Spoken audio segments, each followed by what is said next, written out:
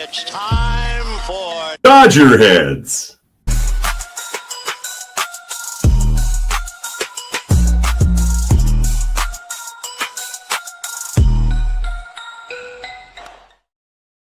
Hi, everyone, and welcome back to the DodgerBlue.com YouTube channel and podcast presented by Prize Picks. My name is Matthew, and Anthony is with me for this Sunday post-game show. Anthony, I feel like we were doing these pretty regularly. I was on with you, and now the last few weeks, I feel like I haven't done this with you, so it's good to be back. How have things been going? How was your weekend? All that good stuff. Yeah, weekend was good. It was nice to not have to worry about what this team was doing for a change, just because they're playing a little more consistently in a positive way. So yeah, all good. I saw everybody will be happy to know, and I'm sure on pins and needles for my review of the Paw Patrol Dino Island movie, which I saw on Saturday with my 3-year-old. So I have all the Paw Patrol takes if anybody wants them. Yeah, we're definitely. Anthony wanted to lead with all those. I said, "Hey, we need to pump the brakes. We have some baseball we have to talk about first, and then we can get to Paw Patrol." And so, if you have any questions about that, definitely save them for the end. And Anthony will be happy to answer all of them. And I can also tell you guys that Anthony went into the movie and came out of the movie to a complete dumpster fire amongst our staff. Just texting. I don't even remember what it was at that point, but I know that it went off the rails. And so that was an interesting afternoon for him. A thank you to everybody who is joining us live on YouTube right now. I know you guys have seemed to enjoy the earlier start times, and I know Anthony has really early mornings on Mondays, and so it seems like this has kind of worked well for everybody involved. And so we've tried to shift this up as much as possible, just kind of, whenever it sort of works out. So a big thank you for making that happen. And of course, if you're watching after the fact, you're listening via podcast as well. Hello to you as well.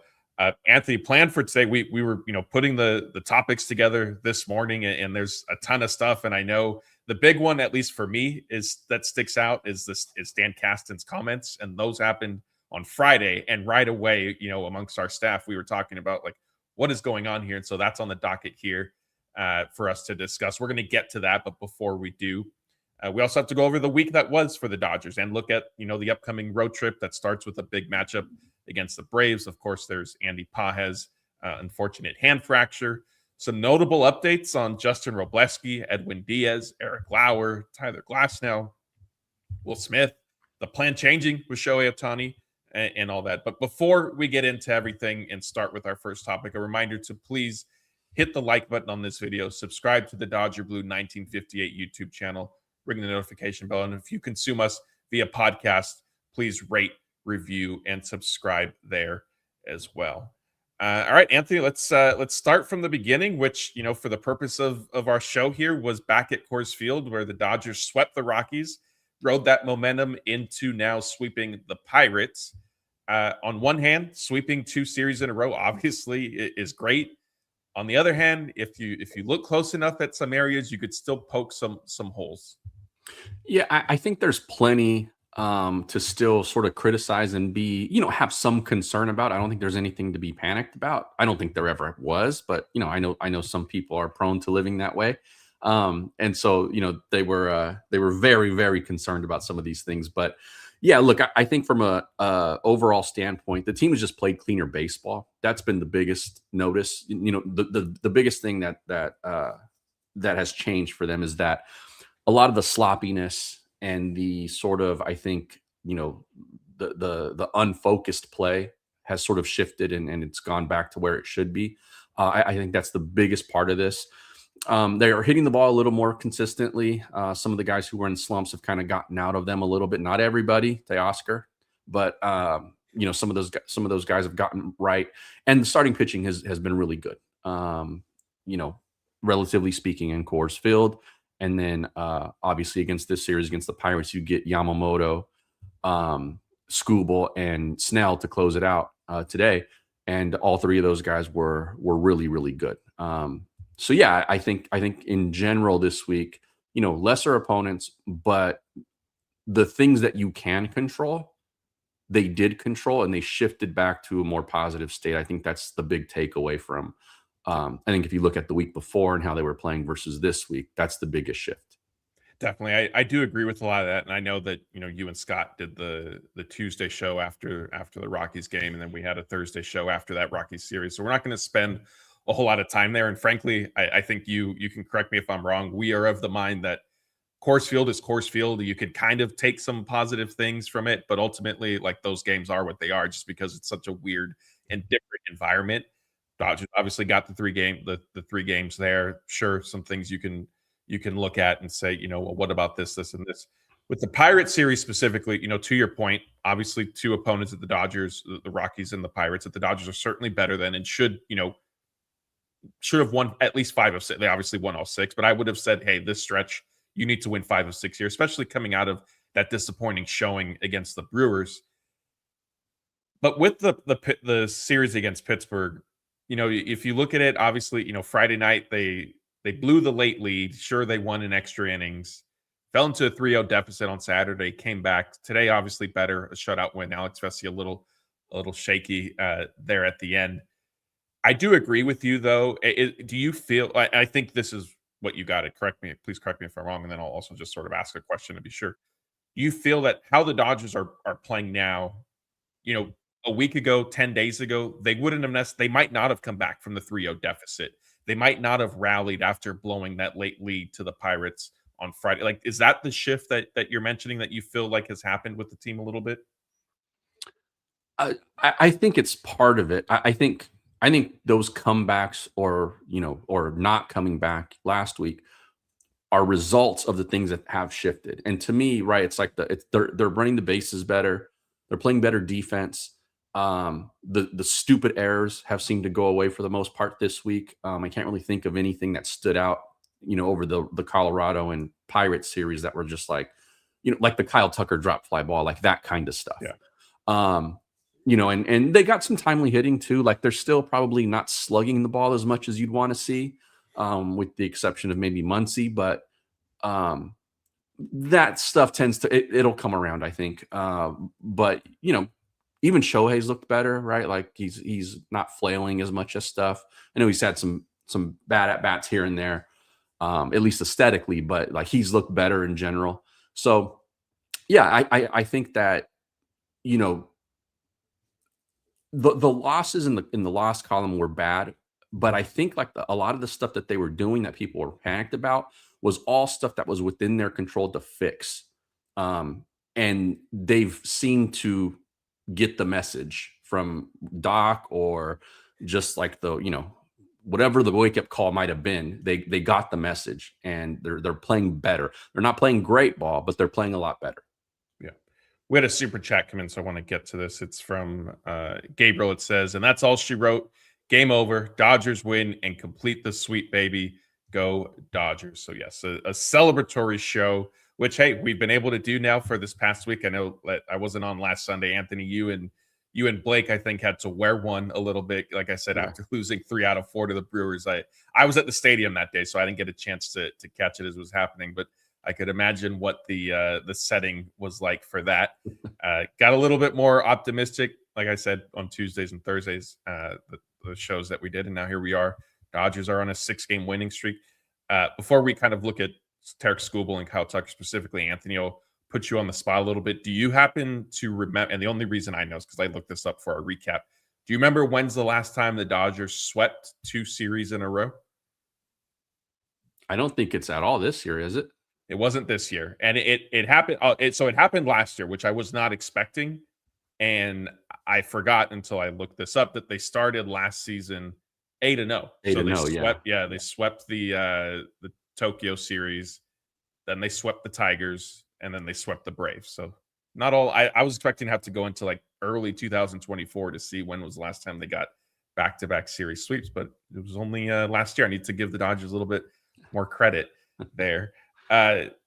Before we fully move on, I think we need to highlight Tarek Skubal. There's been obviously a lot of discourse, and understandably so. The spotlight is on him with being the biggest name at the trade deadline who was moved, and going to the Dodgers and everything that comes with that. Skubal had said, after his first 2 starts with the team, that he wasn't overly happy. He didn't feel like he was pitching up to the standard that he expects of himself and all of that. Start against the Pirates is shaky to begin. I mean, that first inning, as I mentioned, a few minutes ago, the Pirates took a 3-0 lead in that first inning before Skubal, settled in and just, I think, fair to say, dominated that outing. Yeah, I had to pester the bartender at the barbecue spot that I was at after Paw Patrol on Saturday to put the game on. I got it on, and Skubal immediately goes down 3-0, and I'm like, oh man, this because I had to badger the guy to make sure he got the game on the TV because the bar was kind of busy. And and so I was like, oh, okay. So I kind of stopped paying attention and then, finished our meal and stuff. And then when I got home, I locked into the game.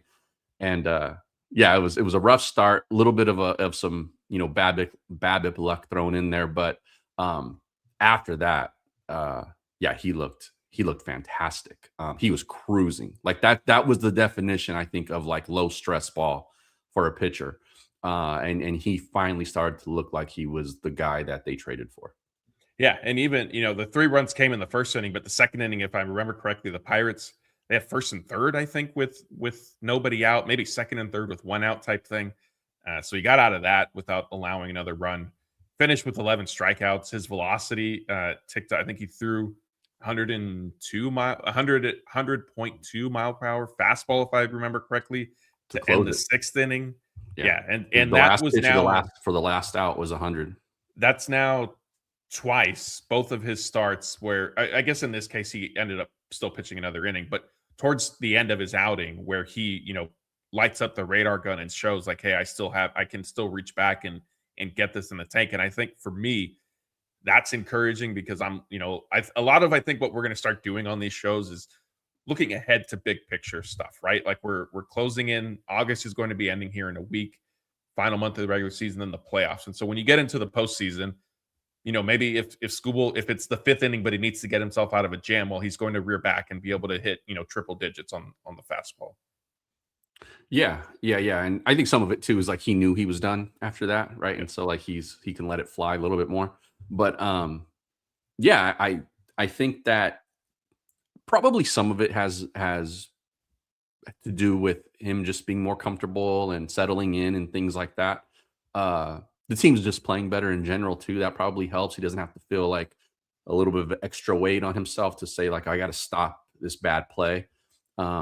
I think he had 2 starts during, I think, that ugly stretch. And so, they're playing better ball now. So, look, I don't think there's a whole lot to it for me, aside from he's probably just settled in. Cause you looked at the spotty command and stuff like that. He was better than that with Detroit right before the trade. And so I think what that was telling me was just he's not fully comfortable yet, right? Maybe he's overthrowing a little bit or whatever. And this just showed me okay, he's kind of settling himself in, he's locking in. And this is probably a lot closer to the guy we're going to see the rest of the way than the guy we saw in the first 2 or 3 starts. I don't think it's much more than that because he still threw the ball well. It just wasn't great. It wasn't Cy Young, as Skubal. Yeah.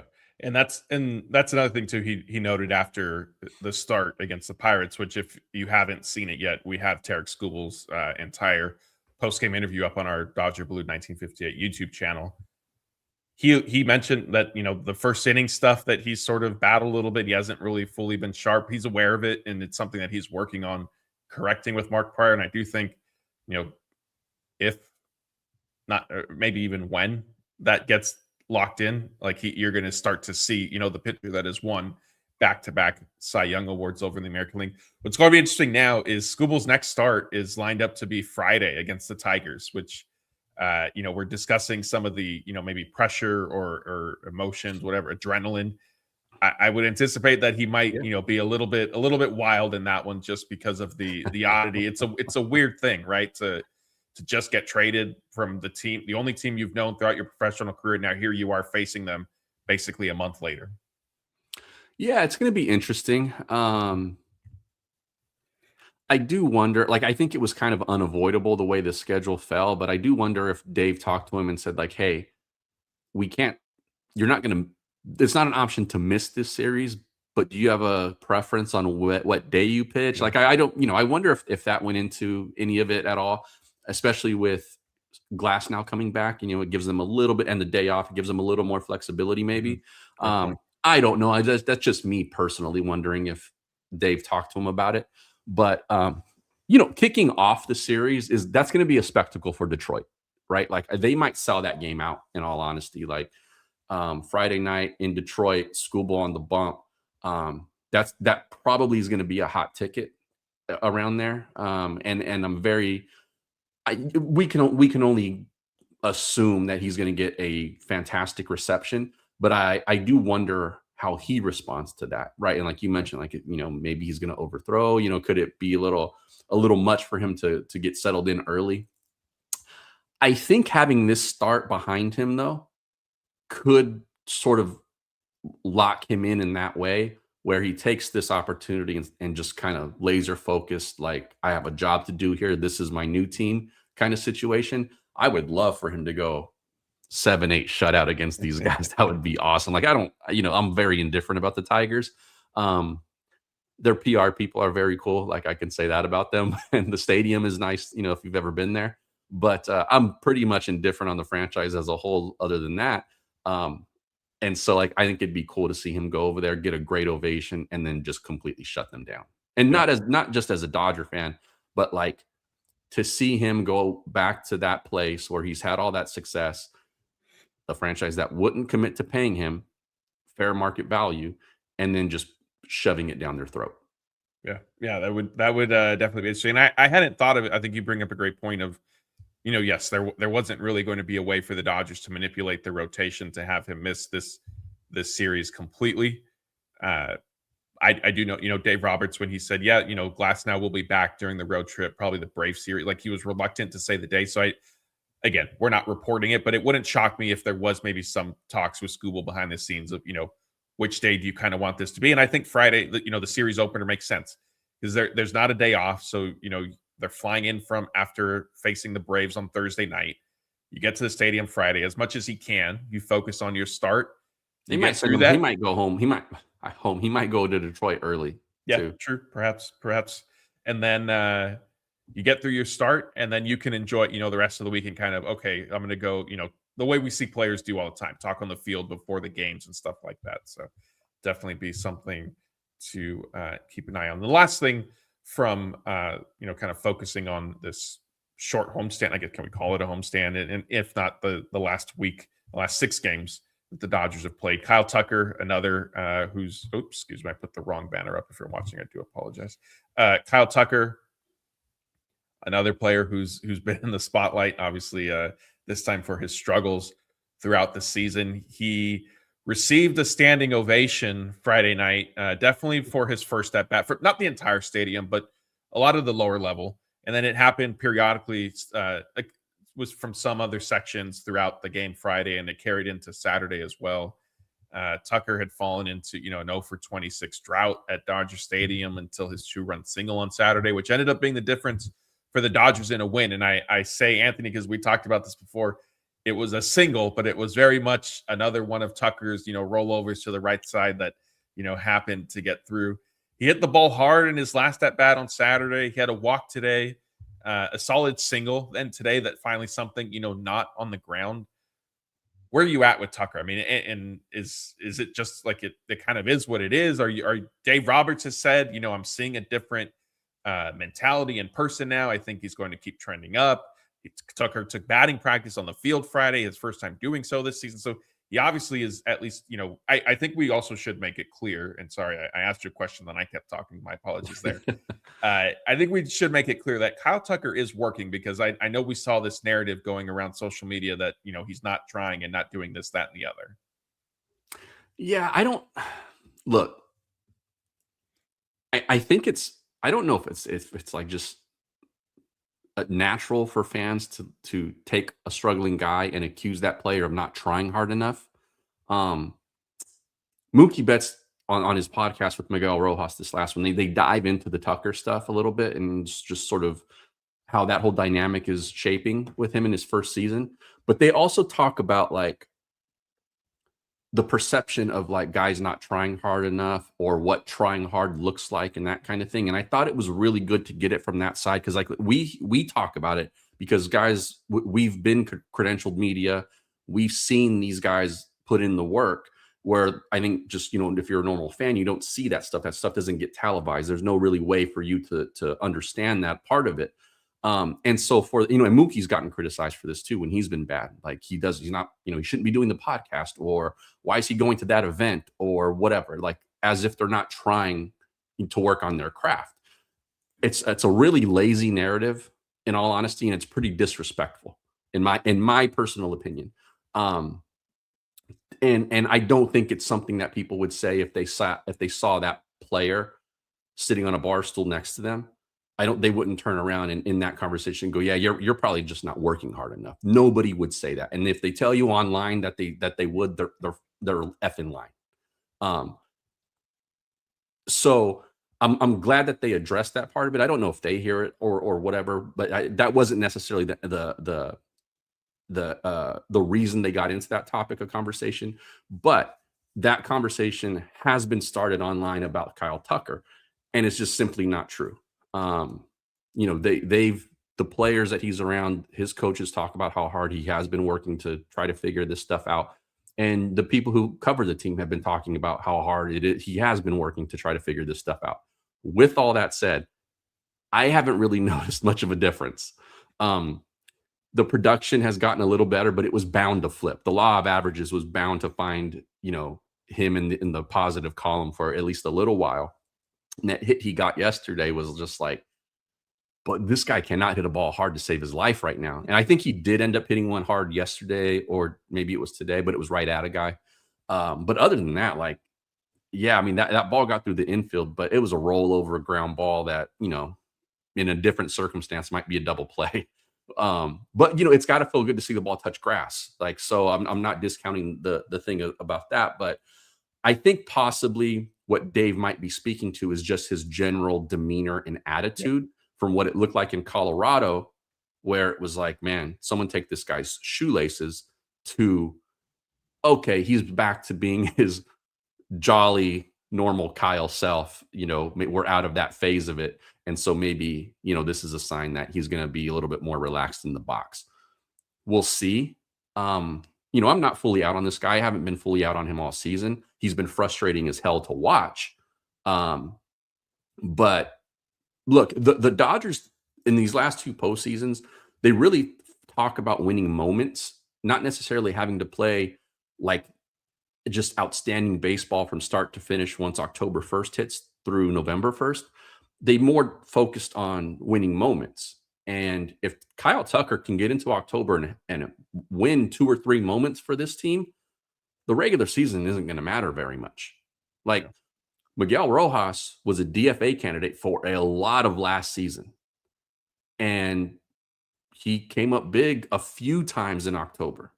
And we don't remember, or we don't care anymore that in 2025 during the regular season, he was a guy that people were asking to be off the team. Yeah, I mean, look, I know, I think you and I, we've discussed Kyle Tucker, both you and I, literally on our shows and just our staff in general when we've done these. For me, I don't want to say I guess it's probably fair to say I'm more pessimistic with him than you are. I am out from the standpoint of, I just don't think, and not that you are, but if other people are, and I mean, reading the comments, that's probably few and far between. I don't really anticipate or expect, honestly, like production from him. I think anything that you sort of get is gravy and a pleasant surprise at this point. I do think, some of the comments Dave Roberts made, I agree with you, is more to Tucker's temperament and disposition. We saw it on the last homestand, not this one against the Pirates, but when they were facing the Brewers, and I forgot who they played before that. There were multiple instances of him slamming his bat or throwing his helmet down in frustration and things like that. And what I found to be ironic was, Dave Roberts also saying at some point that Tucker really wasn't aware of how bad his home splits were until it was brought to his attention. And then I'm sure, like, he wants to do well is the other thing too. Like, I don't know if enough fans realize that. And I would imagine, like we've heard from athletes and baseball players specifically, at least half of this stuff is mental. And if you're somebody like Kyle Tucker joining a new team with your contract being what it is, like the pressure was high to begin with, and then you start to struggle for whatever the reasons may be, and that just like you almost spiral and you're running in place type thing. And I saw this comment from Maddie Man come in, who I know is in here a lot with us. And Maddie Man, you have a lot of good opinions, but this one I just don't agree with. He said, for the first 4 months of the season, Tucker didn't take batting practice on the field. Maybe that's where it came from. Well, that's not true. He has taken BP on the field. It's rare. It's not a regular thing, but he has done it. Also, I think this implies that he's not doing anything at all to like work on his game. Right. And that's what I was going to point out is, and I'm not comparing Kyle Tucker to Shohei Ohtani, but Shohei Ohtani is also somebody who does not take batting practice on the field. Freddie Freeman does not take it on the field until, like, if he feels he's been slumping for a month, then you'll see him before a game. Okay, I'm going to take some swings here. Mookie Betts is another who doesn't typically do it. So it's not like Kyle Tucker's the only player, and not that Matty Man is saying this, but it's not as if Kyle Tucker is the only player who doesn't take batting practice on the field. But the biggest thing is he is still hitting underneath. Now, if you want to argue whether or not like that's productive and he should have maybe changed or experimented earlier on, fine. Like, I think that's a different.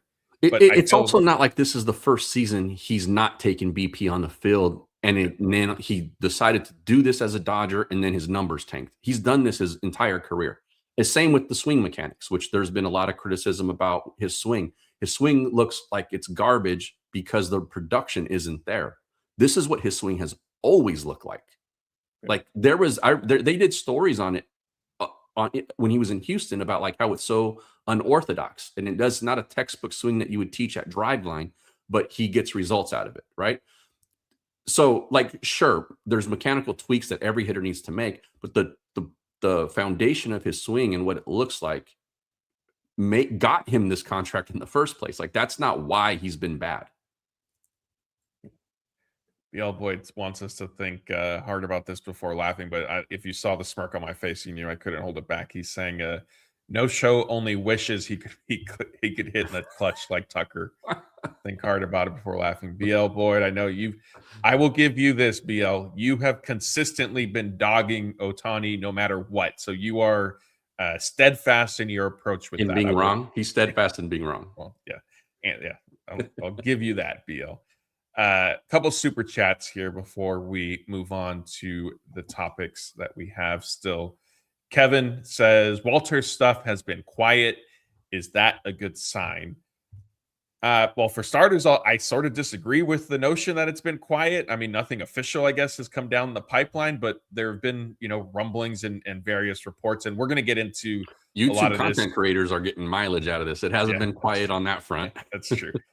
Stan Kasten, has not been quiet about it either. He has now discussed it twice, and we're going to get into that. But Kevin, we appreciate super chat. And our other super chats from Wolfie says, comfortably controlled, dominating while not playing great. Dodger baseball. Sad to see Pages get hurt, but Alec has been good.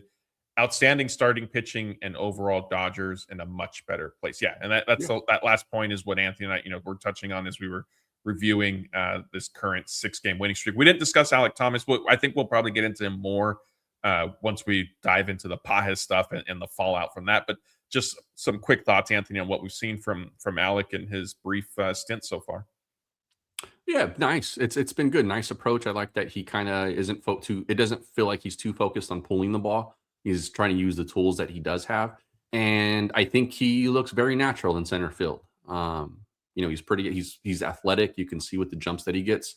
I said in our group chat today, I didn't realize, I think Oral or Davis might have said, he had 4 homers during that Diamondbacks run to the World Series in 23. I had no clue, no clue that had happened.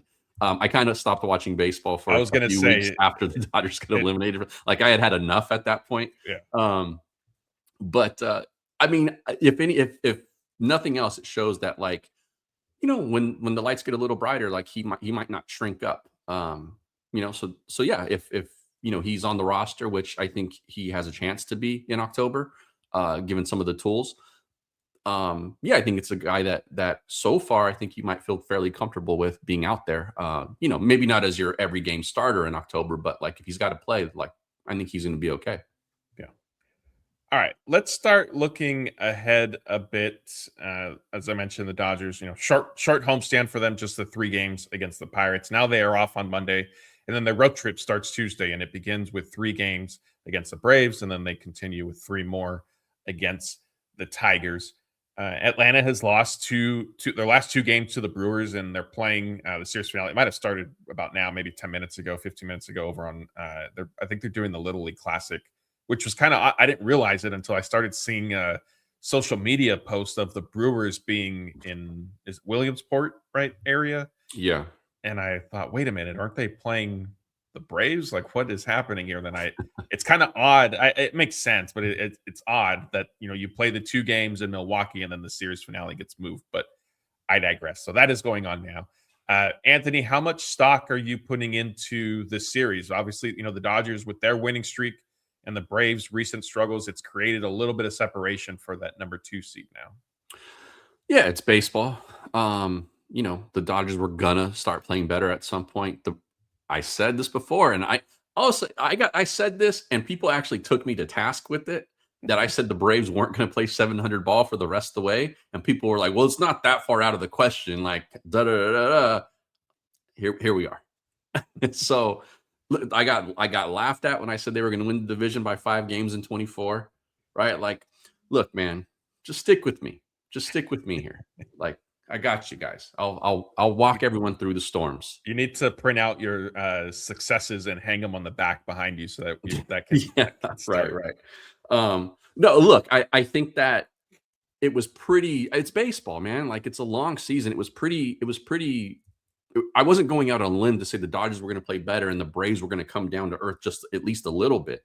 And when you get those things, like, the Dodgers were in a better position.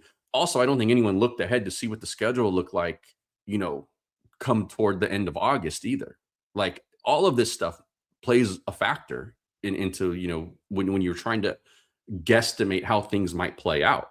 And so the Dodgers are in a stretch now where they can start to feast on, some of the lower level teams that they're going to be up against, especially after the Braves series. So I think they have the easiest schedule in baseball the rest of the way.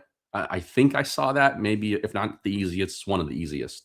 And so, they can try to start stacking some wins here and maybe create some more separation. And I honestly think that catching the number 1 seed is not out of the question. I don't think they're going to push guys to their limits to go get it, but it's not out of the question. And I think that if they can win this Braves series and, look like they're playing a better brand of baseball still, continue to do that, I think at worst they end up with a first round bye. Yeah, so as of now, the Dodgers are 1.5 games back of the Brewers. And again, that's not factoring in that the Brewers and Braves are playing right now. I can try bringing up the score here. It's 0-0. The first inning just ended, so still early, obviously. And this takes me to my question I was going to ask you. Given that the Brewers and Braves are finishing their 3-game series today, did you have a preference of who you wanted to, I'll say, lose? Like, would you have preferred that, since the Dodgers are chasing the Brewers, that the Braves would have won? Or do you think that it's, the Dodgers getting some breathing room from the Braves to, give them a better chance at a top 2 seed, even if it's not the first one, was more imperative? Yeah, look, I mean, I'm a fan too. Like, I'd like the number 1 seed. And I think that the Braves are probably not as big a threat. And so I think I probably would have rather the Braves taken 2 or 3 from Milwaukee in that way, or completely swept them. Like, that'd have been fine with me also. But I don't think the difference between first and second versus second and third is very, very different. I think if you're first or second, fine. I don't think it's a drastic change if you end up in the number 1 spot, or if you don't make it and you end up in the number 2 spot. But if you end up in the 3rd spot versus the 2 spot, that's a big difference. And so I think if you take an objective approach on this, or an objective look at it, you'd rather have the separation from the Braves. Yeah. And so That's why I think if they can win this series against the Braves and gain another game on them head to head, that's going to go a longer way than probably like, if they might have won the tie, if they would have had the tie break against the Brewers, for example. Yeah, going into this weekend, I was thinking, the Dodgers could benefit from Atlanta giving them some help because the Brewers are the team that they're chasing. But then as you talk through it and as I, thought about it, well, it's more important to get, as you mentioned, a top 2 versus to guarantee the number 1. And so ultimately, like if the Brewers if the Brewers end up sweeping the Braves today and then the Dodgers take 2 of 3 from Atlanta, like that will be, arguably a best case scenario, because remember, it wasn't all that long ago the Dodgers were chasing the Braves for this top 2 seed. And so it's only, this past week that they have caught them. So we'll have to see. And it does line up nicely for the Dodgers, as we mentioned, or I don't know if we mentioned it. I know we're planning on getting to it, so we'll bring it up again. But Tyler Glasnow is returning on Tuesday to make his start. So that's the series opener in Atlanta. Then Roki Sasaki starts Wednesday.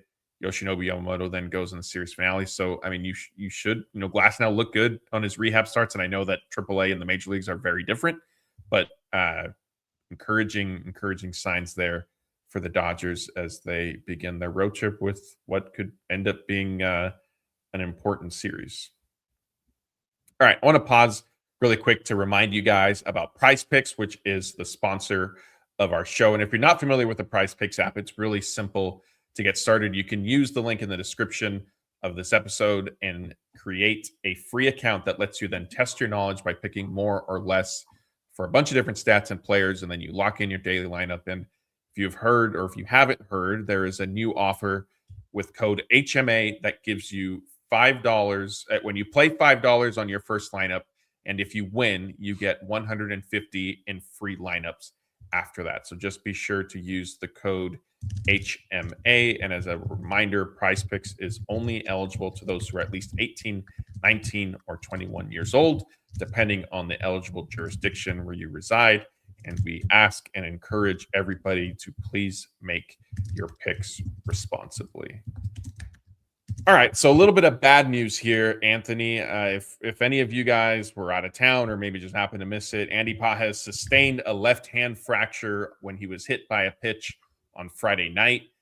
Pages initially remained in the game to run the bases. He also still played center field in the 4th inning, but then he was replaced by Kike as the starter of the 5th.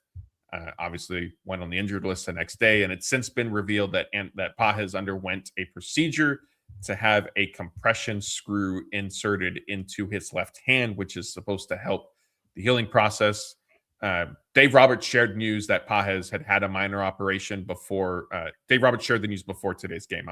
The operation I think may have been yesterday, or perhaps it was early this morning. And then our guy Fabian Ardaya had the details of it, specifically being the compression screw. Anthony, there are multiple layers to this, and we're going to get into all of it. But let's start with just the initial impact of the Dodgers losing Pages for what they anticipate will be 4 to 5 weeks. Yeah, it's not great. Of all of the things that happened this week, this is the most impactful in my mind long term. Obviously, because he's out for 5 weeks, but just in terms of how this can impact their chances at another title is how I look at basically everything now. And this isn't good. You lose his defense, which I guess if Alec Thomas is the guy who spends the most time out there, like it's not such a huge drop off. But like the last time I looked, this might have changed, but the last time I looked, Pages was leading the league in defensive runs saved. That was a couple of weeks ago. He may have been overtaken since then, but so you lose that kind of defense, and even though the offense was still sputtering, he was still capable of hitting the ball over the fence, and that's a big thing. Whereas Thomas is like, yeah, he might run into one, but I don't think he's like a power threat the way Pages is. So you lose that element in your lineup as well. I think looking out further, two things. Basically, when he returns is basically when the playoffs are supposed to start. No real time for like a rehab assignment or anything like that. given the way the minor league season runs.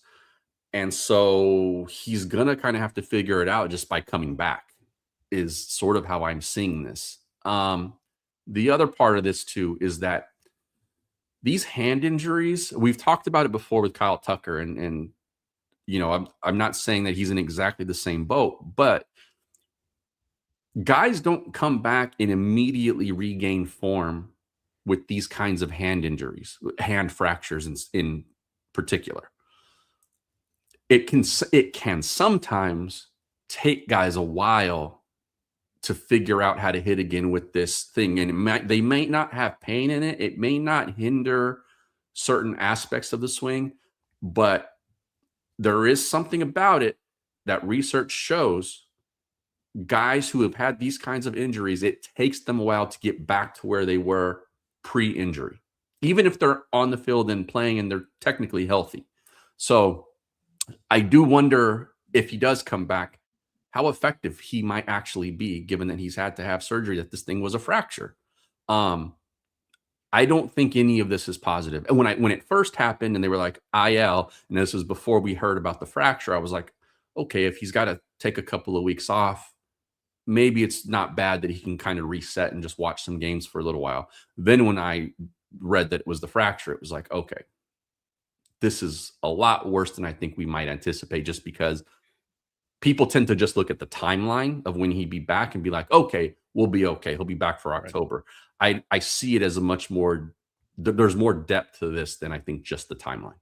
Yeah, absolutely. And we had a super chat come in. I just want to pull it up on the screen real quick. JY Kim says, wishing Pages speedy and full recovery. And yes, I'm sure, I know that's a sentiment that everybody feels and shares. And I agree with you. And we just got done discussing the number 2 seed and this and that. I think this injury makes it imperative, if it wasn't already, that the Dodgers get the top 2 seed to buy themselves those extra few days of not having to play, almost a full week type thing after the regular season. Because as you highlighted, given the timeline for Pages, he's not going to be able to get into minor league games for his rehab assignment, short of, I guess, his recovery being much more accelerated than maybe the Dodgers anticipate, which I don't know, honestly, if they would do for the sake of just getting him at bats with Oklahoma City. They're going to prioritize health and availability for the playoffs. And so, as you mentioned, at that point, you're looking at, okay, if the Dodgers get a top 2 seed, then they don't have to play in the wild card series.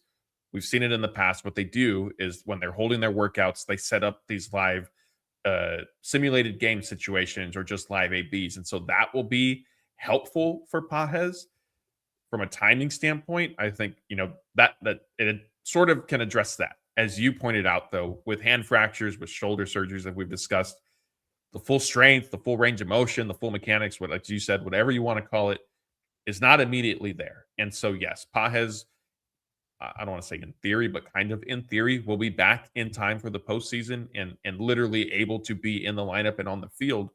But yeah, I mean, what you're going to get from him, who knows? And that's, a long time that he's going to be out. So you do have the timing aspect of it there.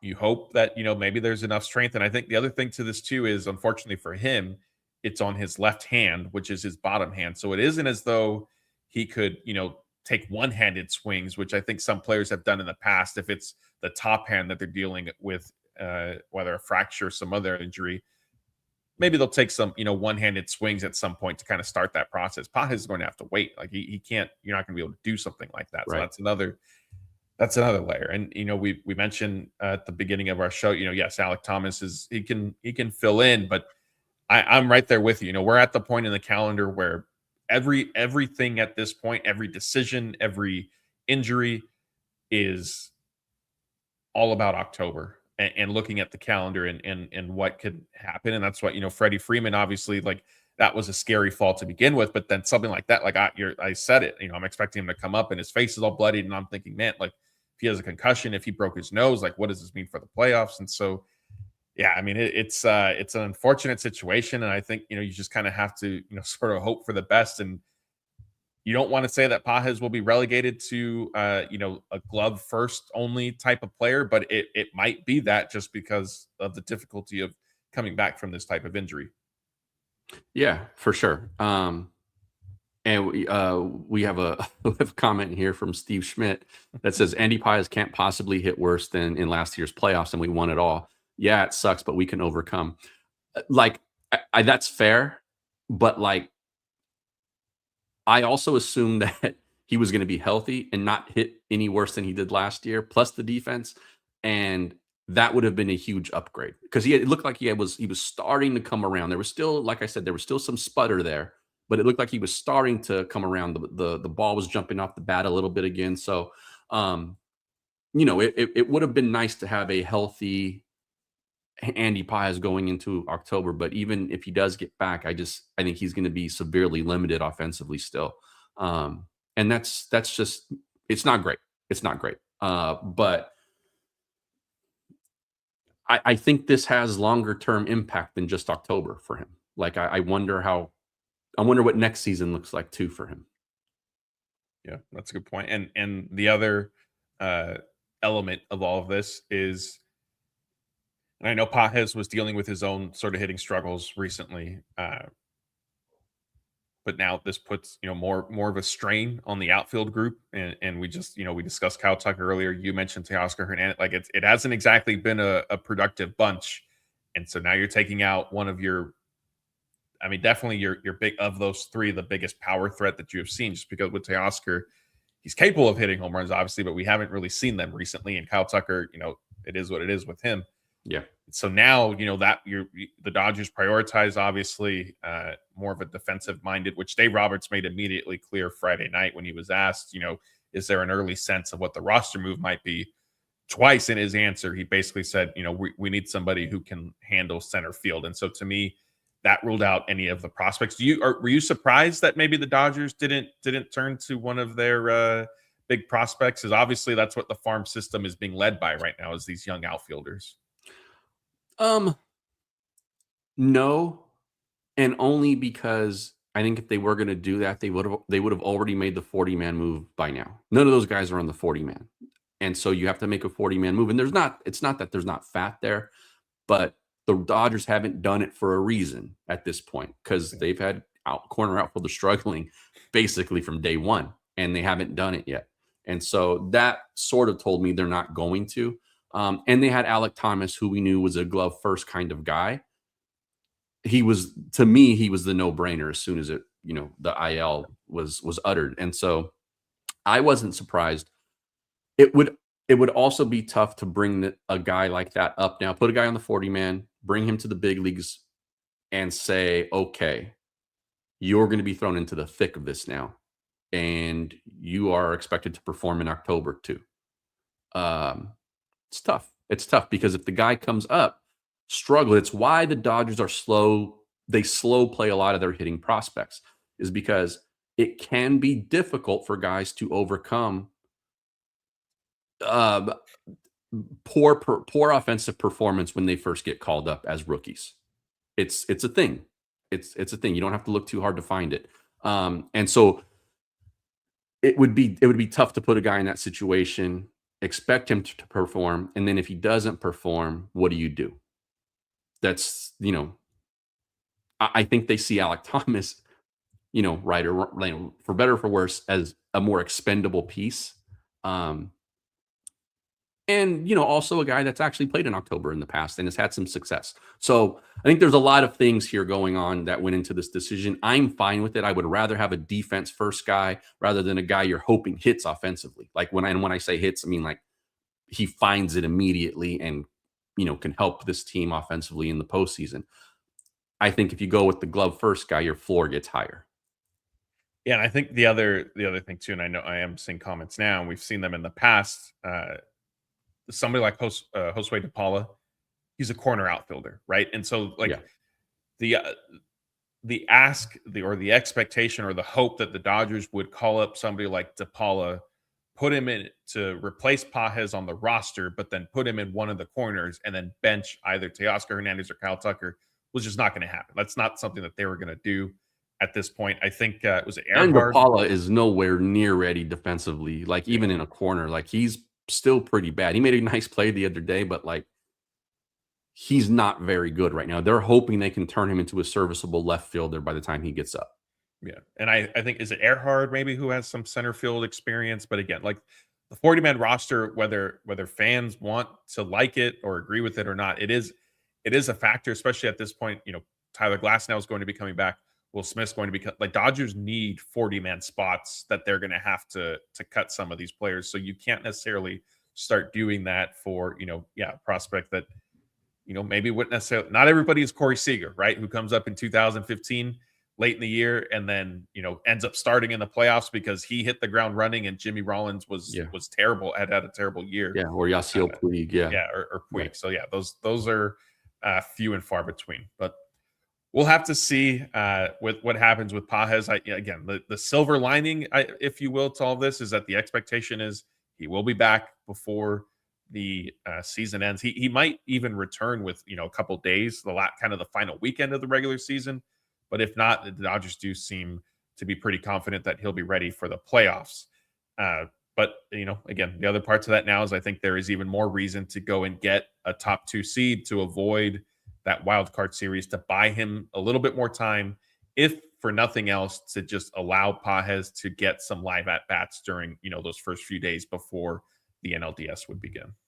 Yeah, I think too. Like if let's say an offensively limited Pages or Alek Thomas play center field in the postseason, and they do bring their gloves, and in Pages' case, his arm. Those are good. And then if the combination of Teo, Kike, and Tucker can have moments, that's good enough, I think, in the small sample size that the playoffs are. Like those guys they don't have to hit 400 for the month. They just have to have some timely hits. But I mean, it's basically what Teo and Kike have done in the last 2 postseasons, or maybe not Kike, but Teo at least.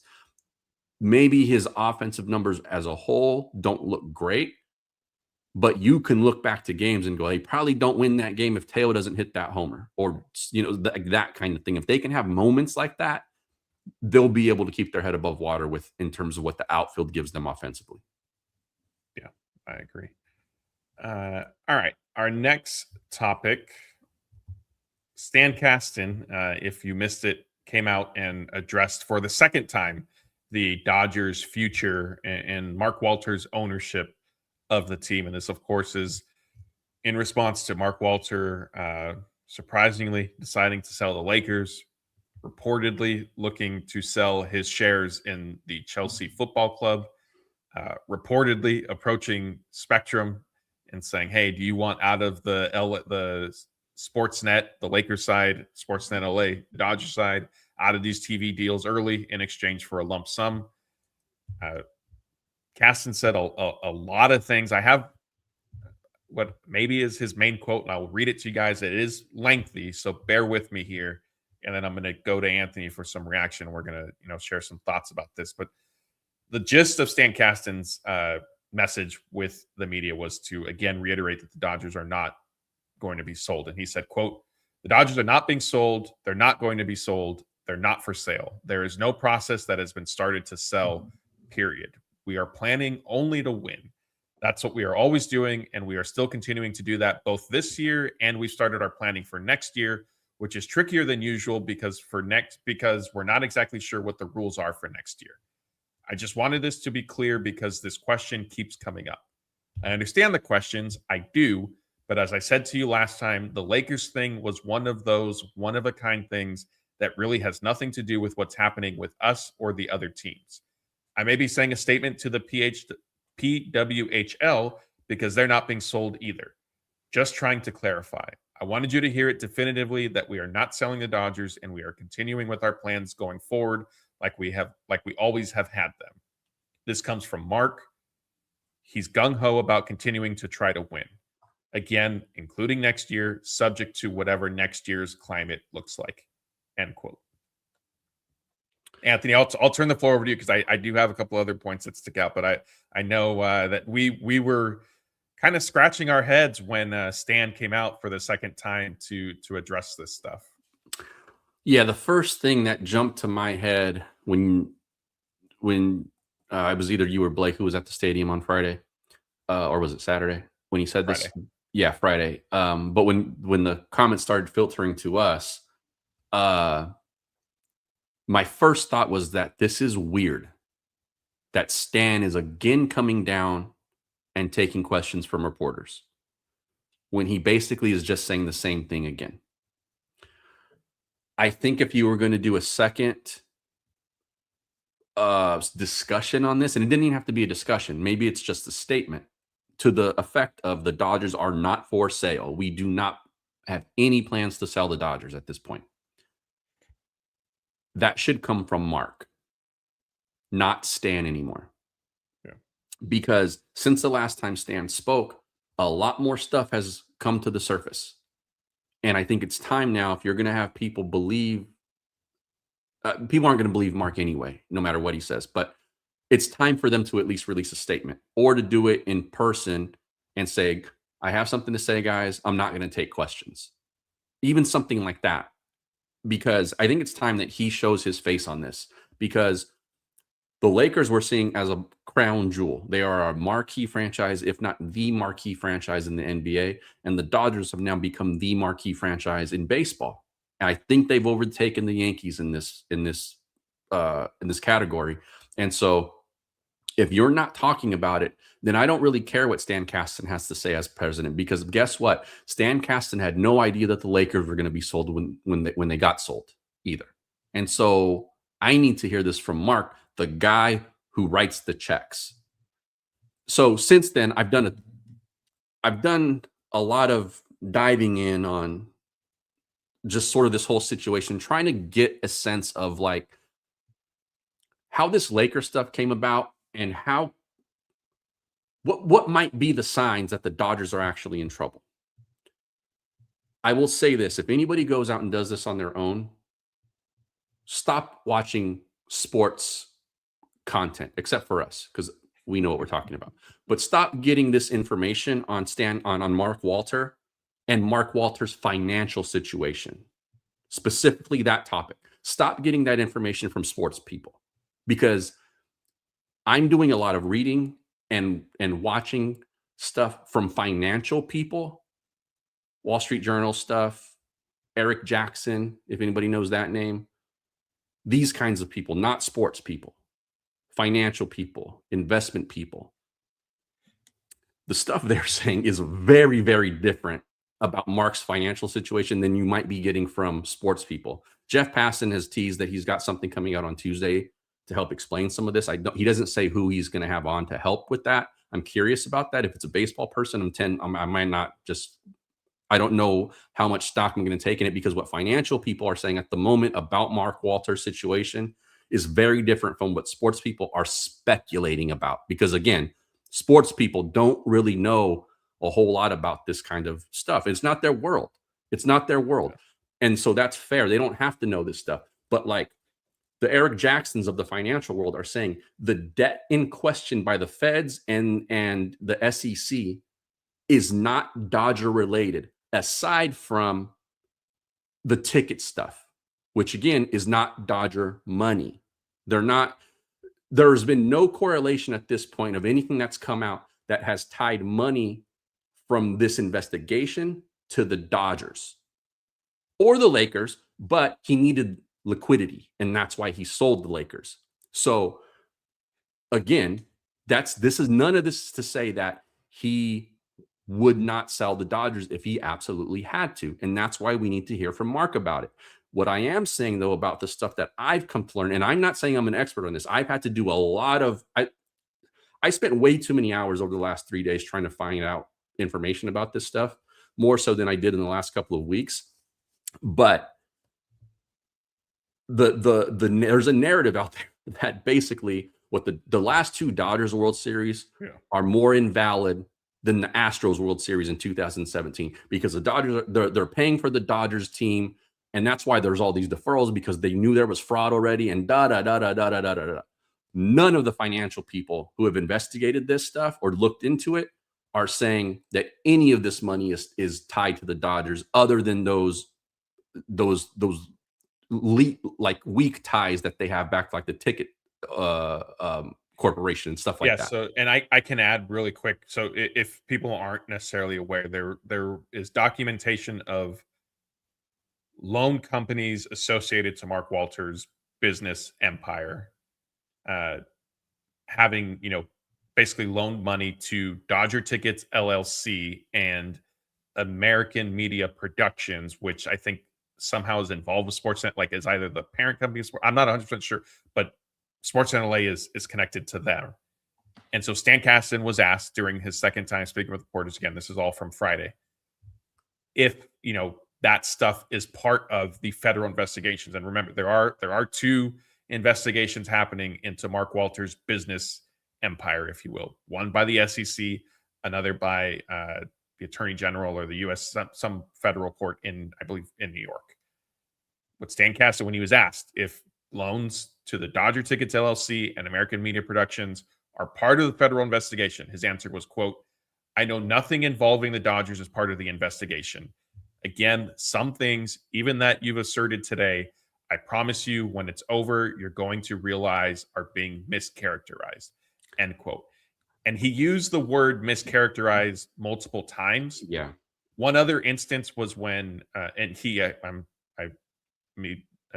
Kasten. Another instance where Kasten used the word mischaracterized when he was asked for, a response or his thoughts or, truth to the reports of Mark Welter looking to sell his stake in Chelsea and also get out of the TV contracts with Spectrum early. Stan Kasten said, both of those you have mischaracterized, end quote. He didn't want to offer any other details. He said, clarity will come, so on and so forth. And nobody else has reported except for John Oren, who is a reputable source. No one else has picked up enough sourcing on that Cox deal to do their own reporting on it. That part is interesting to me too. It's fair. So yeah, I do like it. This is obviously a complex issue. I do agree with you. I'm not 100% sure. Stan Kasten, I think he's in an interesting position because his title with the Dodgers is president and CEO. So in some sense, he is very much a face of the franchise, right? Not the face because he's not the owner. He's not Mark Walter. He's not the Guggenheim Group per se. But him, Andrew Friedman, like those are when big things are happening, those are two of the guys that you see at everything the Dodgers are doing. Shohei Ohtani and Yoshinobu Yamamoto, their press conferences, they were there. Of course, Mark Walter as well. The Uniqlo field naming rights announcement, they were there. So these, like Stan Kasten is somebody who the Dodgers have empowered and certainly feel comfortable having him speak on behalf of the franchise. What I can't get over or fully understand is what prompted this second issue, this second instance of speaking with media on Friday after the Lakers sale. 100%. Like, hey, what is going on here? Like, why would he be selling that? There's obviously these reports of these investigations going on. Are things happening? But since Stan addressed the Lakers sale to this past Friday, there really wasn't a whole lot that changed. Again, there were the reports of the Chelsea and the TV deals. But if he wasn't going to necessarily like completely shoot those down or give context or clarify, like what I don't know what the purpose of this was. Yeah, I'm with you. Unless you were specifically going to address something like the Cox thing, trying to get out of that contract early or whatever, like unless you came down to specifically set the record straight on something, this was just more of the same to me. And I just didn't understand it because for me right now, it doesn't matter unless it comes from Mark. And not that he couldn't lie or something like that, but I think it holds, there's more to it if Mark were to say something like that about the Dodgers, whether, instead of Stan, because yes, Stan and Andrew are part of a lot of these things, but Jeannie was also the acting governor of the Lakers, and she was blindsided by the sale. So when a guy is moving this quickly to liquidate things, there are people who might be in the dark about it when the ball gets rolling. And so, I just thought it was curious. I thought it was a little bit weird. That was my first thought. This is weird. Yeah. Why is he doing this? And that's kind of honestly what sparked this whole like rabbit hole thing over the weekend for me about up until like when the Dodger game started today, I was still watching stuff and reading stuff. And there's a lot out there. There is a lot out there. And I will say this, just don't get it from people whose focus is sports, because they're not equipped to speak on it. And there's not enough reporting on it. Like even The Athletic put out a 3 bylined article toward the end of this last week, and it didn't really give a whole lot that we didn't already know. I think in this particular instance, at this particular point in the timeline, sports media hasn't been able to take the baton and take the lead right now. It's still financial reporting at this point. And I think that, as you mentioned, like it that could be indicative of this is a business issue for Mark Walter, and it's crossed over obviously into sports. One, he sold the Lakers, but because of like he owns sports teams, right? Like it's not necessarily, oh, he purchased the Lakers or the Dodgers, with in this type of way, and now he's going to, he shouldn't have been able to buy those teams in reality type thing. And I don't know. I mean, and I give you a ton of credit. I've looked into stuff as well. I've read, Wall Street Journal. I agree with you. Like from a financial standpoint, there are financial focused outlets that are leading the way in this. All that being said, it is still, at least for me, somewhat confusing just with the way, I have a general like business sense. It is confusing. Yeah. Like for all the hours I've spent, I still don't fully understand it. Like I have a general sense of understanding, which it feels like a lot of the sports media has. But I'm with you. Yeah. And I think is, to hopefully, if people are like us and maybe a little confused, the core of things right now are Mark Walter's loan companies or entity, however you want to phrase them, are what are being investigated, right? For mislabeling certain business transactions and things of that nature, and how they handled loans and possible, not corruption, but he's basically working both ends of this of the deal type thing, right, which is not an uncommon thing in that level of business. Yeah, it's the issue does seem to be is how they were. There's a process with how you need to mark these transactions, and they weren't filed. I think that's where this. Yeah, and we don't need to get in the weeds on that. I think if you're listening to this podcast still at this point, that you have the general sense like we do of like, look. He's taking premiums that all of us pay for insurance in some way, taking those premiums and investing them, which every company does. But if you invest them in companies that you as a business have an interest in, have a stake in, you have to disclose that. And only a certain amount of your investment can be with those kinds of companies. Well, it's alleged that Mark Walter went way over that percentage, and that the company didn't disclose all of those dealings. And those are felonies. It's against the law. It can be considered fraud. Now, at this point, from what I've been able to just sort of try to comprehend as a sports media person and not a financial crimes person, is that the reason for the liquidity obviously is Mark is trying to pay back what was taken out of the pot, basically, and make those things right. And the end of this third quarter is going to have a lot to do with that. So here's a new thing that the sports media has not yet reported on, is that the way his companies performed coming out of this third quarter is going to have something to do with this in terms of like, does he have to continue to liquidate or not? Because that is part of this as well. And I think part of the expectation from Walter's side is that they're going to have a good third quarter with whatever businesses that they're looking at, and that's going to help replenish whatever this was, which may be the reason why they're saying we don't have any plans at all to sell the Dodgers. And because this is sort of it's a quote unquote, at this point, a victimless crime. It wasn't like they invested in these companies and all of a sudden the floor fell out of the bottom of these things and everyone lost their ass. It's not one of those situations at the moment.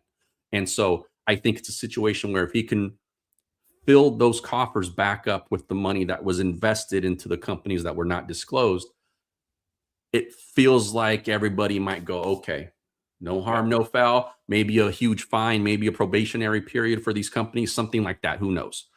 But like no prison time, right? Like no one's going to take the Dodgers out of his hands or anything like that. That's what it sounds like right now, based on a lot of the reporting from the financial entities that I've been, trying to do this research on. So it's interesting. It's complicated. As you get into the weeds, it's complicated. I think at the surface level, everyone sort of has an understanding of what's going on.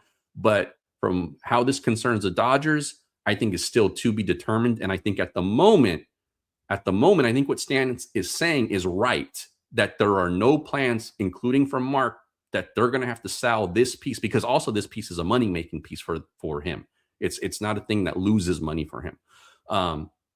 And so I think they're okay in that way for now. And this third quarter is coming up. That might be a more telling piece of it, but Mark needs to come out and say that. Even if he can't comment on investigation or something, he needs to at least say the part that Stan said about the Dodgers. Yeah. Or disseminate a statement through the team. Even if it's a statement, even if it's a statement that comes out on social media and everybody says, here, use this as Mark Walter's statement, that's fine, but it needs to have his name on it. Yeah. And I think the other thing too that we haven't fully, I believe my understanding of things, and you can correct me if I'm wrong, is there is basically an end of year deadline for him to pay back the debts, right? And yes, and I did find that piece out today. I couldn't tell if that was definitive or if it was people guessing on it, but it sounds like he has until the end of the calendar year to repay that stuff. All of this being said, everything you've read, what we've heard twice now from Stan Kasten, have your feelings changed on the outlook of the Dodgers under Mark Walter's ownership? Do you feel like maybe he's closer to selling now than maybe you felt when the Lakers went up for sale? Are you still the same? I think I went from my confidence level. So from the day that the federal investigation was announced, let's say my confidence level on this impacting the Dodgers in some way, basically him having to sell the team, let's say, was at a 10. No chance he's going to sell the Dodgers. The day the Lakers sold, I was probably at like an 8 or a 9 still. And then as that week went on and we found out a little bit more about Mark's situation, I think I dropped down to like a 6. Yeah. And then after this weekend, after Stan's comments, which they do hold some weight, but again, I want to hear it from Mark. And then this treasure trove of financial reporting that's out there, I'm back at like an 8 or a 9 that it's not going to impact the Dodgers. Wow. Okay. Because there are a lot of different avenues for Mark, I think, out of this that don't involve selling the Dodgers. I think the reason he sold the Lakers, which again is weird because it's a crown jewel and he had just bought it, is because the market gave him a price that was like, considering my situation, I think I have to take this. Yeah. Which probably was, they're probably undervalued. If he put the Lakers up on the open market, you probably get more than 12.5 at this point. And so he probably took the low end to make whatever profit he made from whatever he spent to buy the controlling shares last year to what he sold them for this year. And it's not $2.5 billion. We've kind of gone through that. He didn't buy 100% of shares, so he didn't pay $10 million before, and he didn't sell 100% of shares in the Lakers, so he didn't make 12.5. So it's a much smaller number than that, whatever he's getting from a cash standpoint.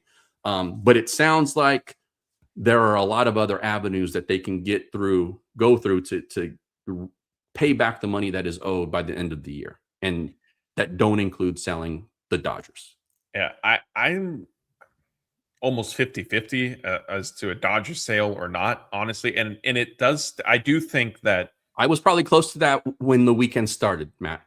I do think that the Dodgers would be the last thing. Like he being Mark Walter, will explore every other possibility, every other means that he could divest and liquidate himself to get, I think it's 20 billion or 18 billion or something that he needs to fully repay. I think it was 21. Some crazy number, right? Yeah. It's not only billions, it's tens of billions. So I do believe that selling the Dodgers is, kind of the last resort for him of, okay, I've exhausted I've already parted with XYZ, and for whatever reason, it's still not enough. And now I need to do this. I don't know. maybe it doesn't, maybe he gets close to the number without having to sell the Dodgers, and then there's some sort of extension, and he says, look, I have this much, but give me until February, and then I'll have the rest of it. Like, I don't know how that stuff would, if that's even possible legally, but something like that could potentially work. But I'm on the fence. I could see it honestly going either way, 50-50. And it wouldn't shock me the Dodgers three-peat, and he still needs to come up with a significant amount of money if he says, okay, well, here we have the three-time defending World Series champions. I have to sell.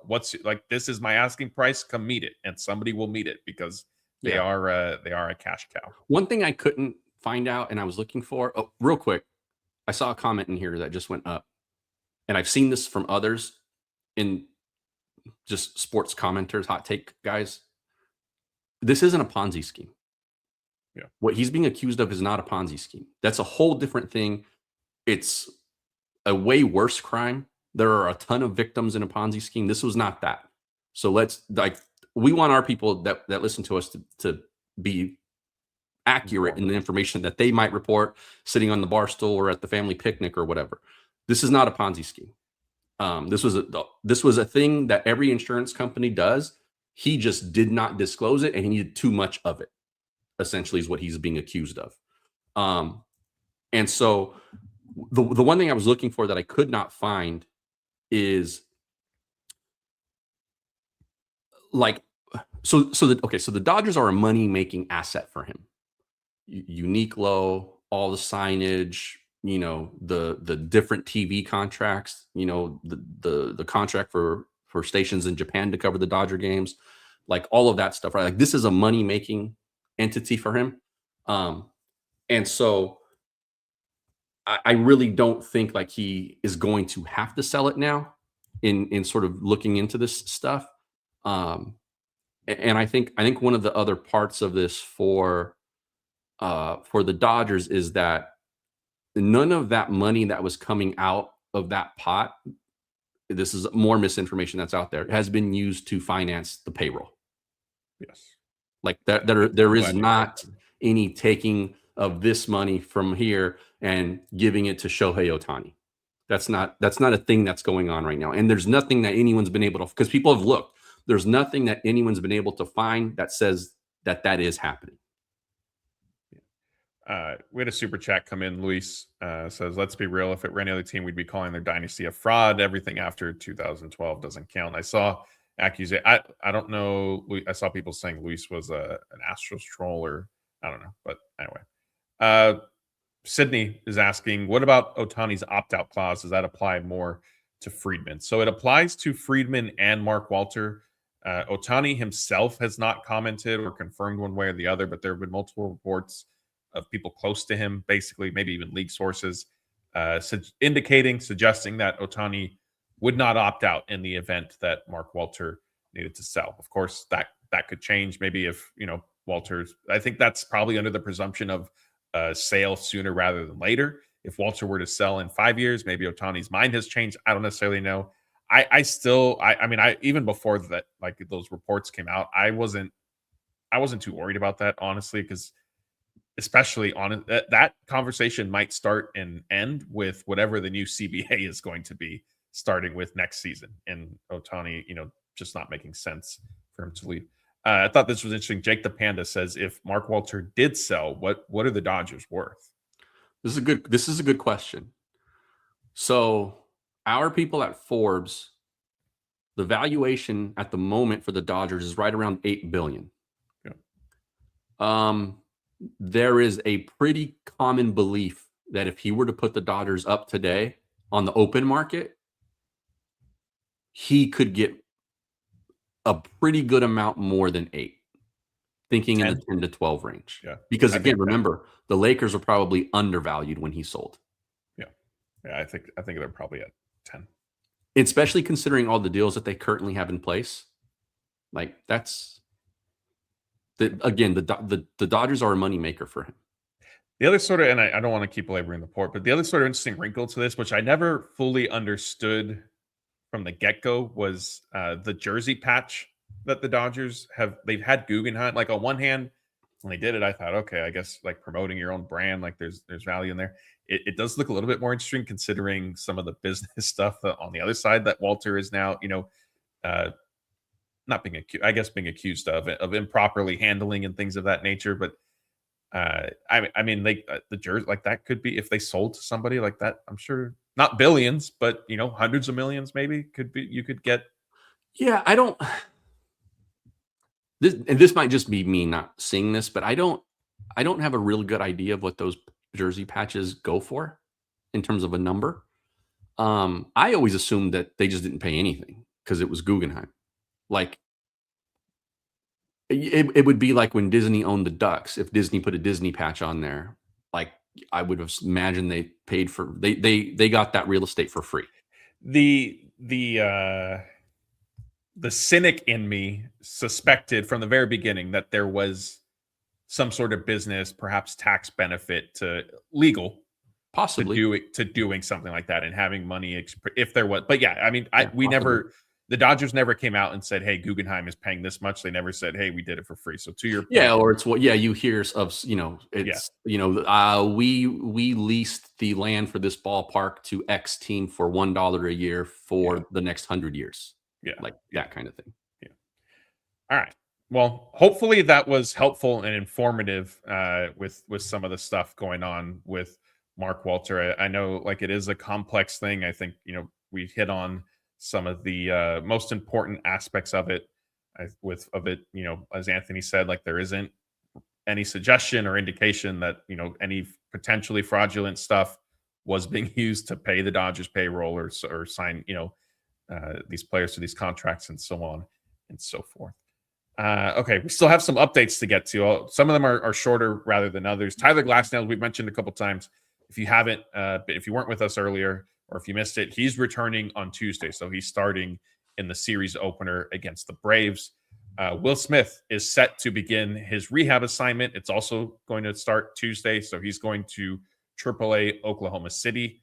A couple role changes for some guys. Justin Wrobleski, once he is ready to come back, probably in the next couple weeks still, he is going to be in the bullpen as a multi-inning reliever. And that is also where Eric Lauer finds himself now. So Lauer is going to be available to pitch Tuesday in case, Glasnow's outing is a little bit shorter. He'll be able to help then. And then Lauer will start to piggyback with Shohei Ohtani. And speaking of Ohtani, he faced Will Smith on Saturday. It was Ohtani's first time throwing live BP since he has had his issues with his knee and he was taken out of the starting rotation. This is notable because the next step is now Ohtani's going to throw a bullpen session at some point this week. It probably will come at Truist Park or Field. I forget which one they use, but in Atlanta. The suggestion is after that, if Ohtani comes out of it feeling healthy as he has over these past couple of weeks, that he will then be inserted into a game. Now, the biggest development, I think, with that is that Dave Roberts said, regardless of when Ohtani starts pitching in games again, that the Dodgers could be more aggressive with his buildup than they were last year. And if you remember, last year, Ohtani's return to pitching was 2 starts in a row of 1 inning and then 2 starts in a row of 2 innings. I think he might have done 3 of 3 innings or maybe 3 of 2 innings, but there was a 1 inning basically buildup. Dave Roberts is saying they could be more aggressive with it this time around, which I think is encouraging when you look ahead to October. Yeah, I think Scott and I talked about this on Tuesday. It makes sense that it would be more aggressive because looking at that one last year, that ramp up, he was coming off not pitching for like whatever it was, 19 months or something like that. And it was because he had TJ surgery. It wasn't like, okay, he's got this knee thing or this bicep thing. And he's already pitched this season. So the ramp up, I think, would be quicker. Like, I think he gets treated more like a regular rehab guy now, where maybe it's 40 pitches in his first outing. So maybe he can cover 2 innings. In the second, it's 60. I think it's like that versus 1-1, 2-2, 3-3, the way they did it last year with him. So I do think that it's very possible come October 1st, he can give them 85 pitches and, maybe he can get 5 innings. You can get 5 innings out of him if you really wanted it. Yeah. Yeah, I mean, even honestly, even 4. Like to me, this change. And I'm still of the mind of 3 or 4 from Ohtani, and then let Glass now go the rest of the way in October. Like I want that piggyback situation. yeah, I agree with you, and I think this is encouraging if you're the Dodgers, obviously, because the way that they had kind of been talking about it before today, because Dave Roberts basically, like, he was asked, is it going to mirror last year's program, and he said yes, pretty much. So now that they've allowed for some flexibility for maybe a little bit more aggressiveness, and obviously all of this is contingent on how Ohtani feels. He has dealt with not only his left knee issue but a right bicep. On that, Dave Roberts has said that the Dodgers do believe that Ohtani is past the health issues now because of how they handled everything and were cautious and didn't rush it. So certainly trending in the right direction. And yeah, I mean, if you can get 4 innings from Shohei Ohtani to start a playoff game, and then, like you mentioned, Tyler Glass now, if it's 4 or 5 innings behind him, like that's certainly effective. And I think that truly solidifies your starting, knock on wood. There's still, 6 weeks, 5 weeks of the regular season. You get that group to be healthy. And I think we could look at, a similar run that the starters put together last October. Yeah. I think if you get all those guys healthy going into the postseason, it's really, really hard, I think, to call this rotation not the best ever in a playoff series on paper. Yeah. And that's with one of their rotation guys that are probably in the bullpen in Tyler Glass now. Yeah. Yeah. The other big update and role change here is Edwin Díaz, who is still on the injured list, of course, because of neck inflammation. Not expected to return until September. But once he is back, it is going to be not as the closer, which is a change, a bit of a turnaround from some of Dave Roberts' previous comments about Díaz. And Dave Roberts explained that decision as, quote, "I think that it's more of getting him back healthy and then putting him in some softer landing situations to get the confidence, to get the feel and the trust of executing pitches, getting major league hitters out. And then at that point in time, we'll go from there."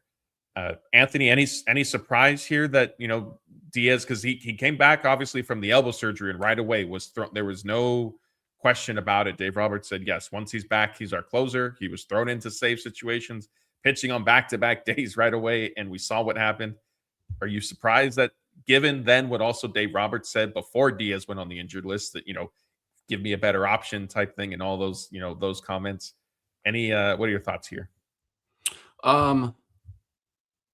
It was, I thought, a positive to hear that he's been dealing with this for a lot longer than we've known, assuming they're telling the truth here. I think that's a positive thing because it says, like, he's never really been healthy yet. And so, like, if they can get him right now, and maybe that was causing his arm angle to drop and, all those other things, then good, because maybe that says that there's a potential fix this year for it. I think that this is what we said on Tuesday. That's what I said on Tuesday, that I thought that he should be in lower leverage spots, at least when he first comes back. The thing about closers, though, is that if they give him 2 outings and he goes 1, 2, 3, 1, 2, 3, no real issues here, looks healthy, fastball's 97, 98, the slider looks nasty. By the time that 3rd outing rolls around, he might be in the 9th inning. Yeah. So I think this is a very, like, when he comes back, this is what we want to do, because maybe they don't plan on sending him out in rehab assignments. And so low leverage spots could be those rehab assignments if they don't do that. But I think if he looks good, he'll be back in the 9th inning really fast. Yeah. And, like, to the people, like, saying, like, we wish he was out for the season, spare me. They're better with a good Edwin Díaz in the 9th inning, and their World Series chances are better with him in that spot and pitching well and healthy. If you don't have him there and you have to figure out how you're going to get to that 9th inning, what the ladder looks like, you're a worse team than if he was in there and he has it solidified. So we should be hoping he comes back healthy and effective, not that he's out for the season. Yeah. I think especially because the biggest I mean, I guess it could change once you get to if you get to the playoffs like that. Maybe there's a decent if Edwin Díaz wasn't available, maybe Roki Sasaki is the closer and like it worked last year. Would it work this year? I think usage became an issue for Sasaki as he kept making multiple relief appearances. His effectiveness started to, and he's capable of the blow up inning, and you only get one if you're a reliever. Yeah. So the primary, my guess would be the primary solution to Edwin Díaz not being available is Tanner Scott becomes your closer the way he has right now. And what that does is it takes away an important left-hander for you. We saw Alex Vesia today. He came in, issued a leadoff walk. Like it wasn't a good, he's been a little inconsistent recently.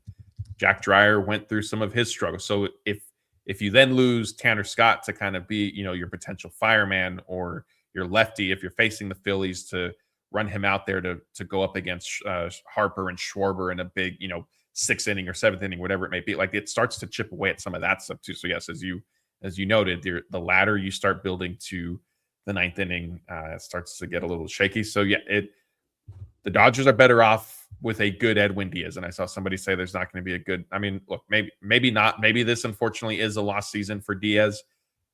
I think if you want to find a silver lining, it's he's had the bone chips his entire career. They became too difficult to pitch through. He always has a knee issue to begin the season. And now it seems like this neck inflammation was perhaps partly to blame for his arm slot being lower, much lower than it ever really has been, and that then affects the effectiveness of your pitches. Yeah, I think with him there are the difference between him and let's say Tanner Scott last year is one, the injury stuff, and two, Scott was bad for 5 months or whatever. Díaz has been bad for 10 outings or something like that. And he hasn't been healthy the entire time. And so there are tangible things that can be fixed to hopefully recover this performance. The arm slot being one of them, obviously the injury, all of that stuff. But we've also seen flashes of him being really good. Like we've been like even since coming back from the surgery, you've been like, oh, that outing was if we get that guy, then we can go.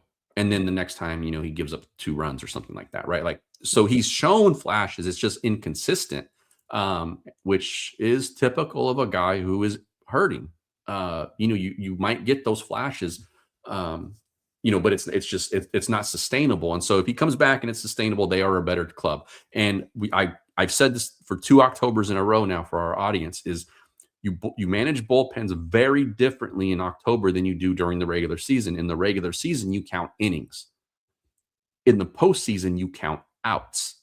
Yeah. And those are 2 very different things in terms of how you deploy your pen.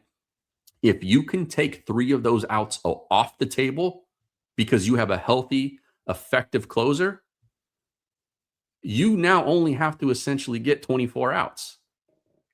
That's a big deal. That is a big deal. And so the best version of this team is Edwin Díaz being healthy and effective. Hopefully this IL stint gets him there. If he comes back and he looks sloppy, then he's not trustworthy come October. And then you figure it out from there. And I think you would see the Dodgers operate accordingly if that ends up being the case. And to Anthony's point, you guys may remember once it gets to the playoffs, you do hear Dave Roberts a lot of times start saying, I'm counting back. I start counting backwards at this point, and those right. are the outs that he's clocking off with the relief pitchers. Real quick, let's get to some questions. So just throw them in the chat with the word question in all caps so that we can pick it out. And while those are coming in, some MLB breaking news. If you are interested for next season, MLB has announced the Blue Jays and Cubs are going to be playing in the Little League Classic. So that'll be taking place next year in Williamsport. Those are the 2 teams heading out there. And while we're waiting for questions to come in, I want to remind everybody about another of our show sponsors, SeatGeek. It's the #1 rated ticketing app with more than 70,000 events listed. And it's not just sports games, but concerts, festivals, and more. And because SeatGeek is a sponsor of our show, we're able to pass on this discount code of DodgerBlue10 for 10% off your purchase. So just use the code DodgerBlue and then the numerals 10, no spaces in any of that, and you will get 10% off your code. The easiest way will be there's a link in the description of this video and podcast. Just click it. It should automatically apply it. But if for some reason it doesn't, remember the code is Dodger Blue 10. And hey, the regular season's coming to a close. So if you want to go to a Dodger home game, you better act quick. I know my wife has been asking me when we're going. So we're going to have to get on SeatGeek here in the next day or two and pick a game that we're going to go check out. What I do want, and finally, like she'll get it, is the did you ever end up getting those cooler souvenir things that no, the first 3 times I went to games, they weren't available yet. And then when I went back the next time was a month or 2 later, and I forgot that it was a thing. And then the next time I went to go get one, and the line was like 50 people, and I was like, I'm not doing that. Yeah, that's crazy. Yeah, so she's been looking forward to that, and for souvenir's sake, I do think that's one of the cooler ones. So my barber has one, and he's got it sitting up on like one of his shelves, and it mocks me every time I go in for a haircut. I was gonna say, next time you get a haircut, it's gonna accidentally go miss. I don't know what happened. It was there when I left. It wasn't me. All right, let's get into these questions. Our good buddy BL Boyd starts us off. He says, if Teo continues to flounder, does Kike start in the postseason, regardless of righty-lefty? The time has come to quit worrying about how and then he put in quotes, the clubhouse loves him, the best players play. BL Boyd, I'm not sure if this is you or our guy Blake Williams who sent this to us, because Blake was texting us about this general topic as well today. Yeah, it's a good question. It's relevant now. BL is a good question. Blake's was not Blake. We're not giving Blake any credit. Blake's was a dumb question. I think the clubhouse loves him thing was not about playing time. It was about DFAing him. Like, they're a long way from DFAing a guy like Teo. But I do think that there is a world where that if this continues, there is going to be a left field platoon, and it's going to be very vibes based, probably, with Teo and Kike, because they hit from the same side of the plate. Possibly Tommy Edman. It just kind of depends on the pitcher and the matchups and all of that stuff. But there is definitely a world where Teo doesn't start games in October. He's not going to be completely benched, though, because, again, I think the reason why he's still on this team and the reason why they had a high selling price for him in the winter from teams that might have called about him is because he's a guy that can win them moments. And that is a big, big deal in the playoffs, because the sample sizes are so small there that 2 swings over the course of a month can change the outlook of your team's chances. And Teo is as capable of anybody on this team. And he's shown this in the last 2 Octobers, and he showed it last year, even when he was bad during the regular season, that he can do that. He doesn't shrink when the lights get bright. We talked about that earlier with Alec Thomas, that he's got a little bit of a track record there. But with Teo, is not to say, again, that he's going to hit 400 for October, but can he make 1 or 2 swings that really, really swing the outcome of a series or a game? That's what they would be depending on. And so it's absolutely possible, and at this point, probably a reality, that he doesn't start every game. He gets benched for Kike, or he gets benched for Edman, or something like that goes down. But I don't think right now, the way he's swinging the bat and the way his approach looks, that he's a guy who starts every game in October.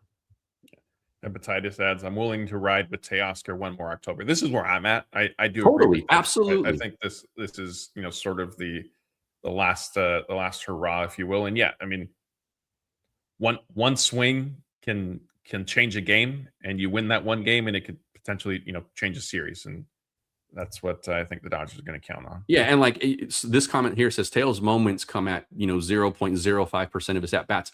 Fine, but if you get one of them, he wasn't great last year. He was bad last year too, going into October, and he did his job in the playoffs like he did the previous October. So sure, if that's the percentage that you want to make up for it, whatever. But if he hits one game-changing homer like he did in Philly, that might swing a series, and that's all you need from him.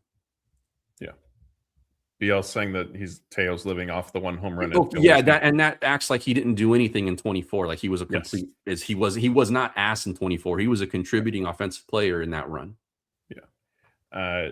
Jake the Panda, Anthony, he's back. He wants us to give him took a break. Now we need our top 5 relief pitchers in terms of trust. Luckily, actually, we were the name who shall not be spoken. We were texting about it, and he put together a list. Let me see. I mean, I don't know if I'll be able to find it just because there's a ton of nonsense that also gets thrown in our chat.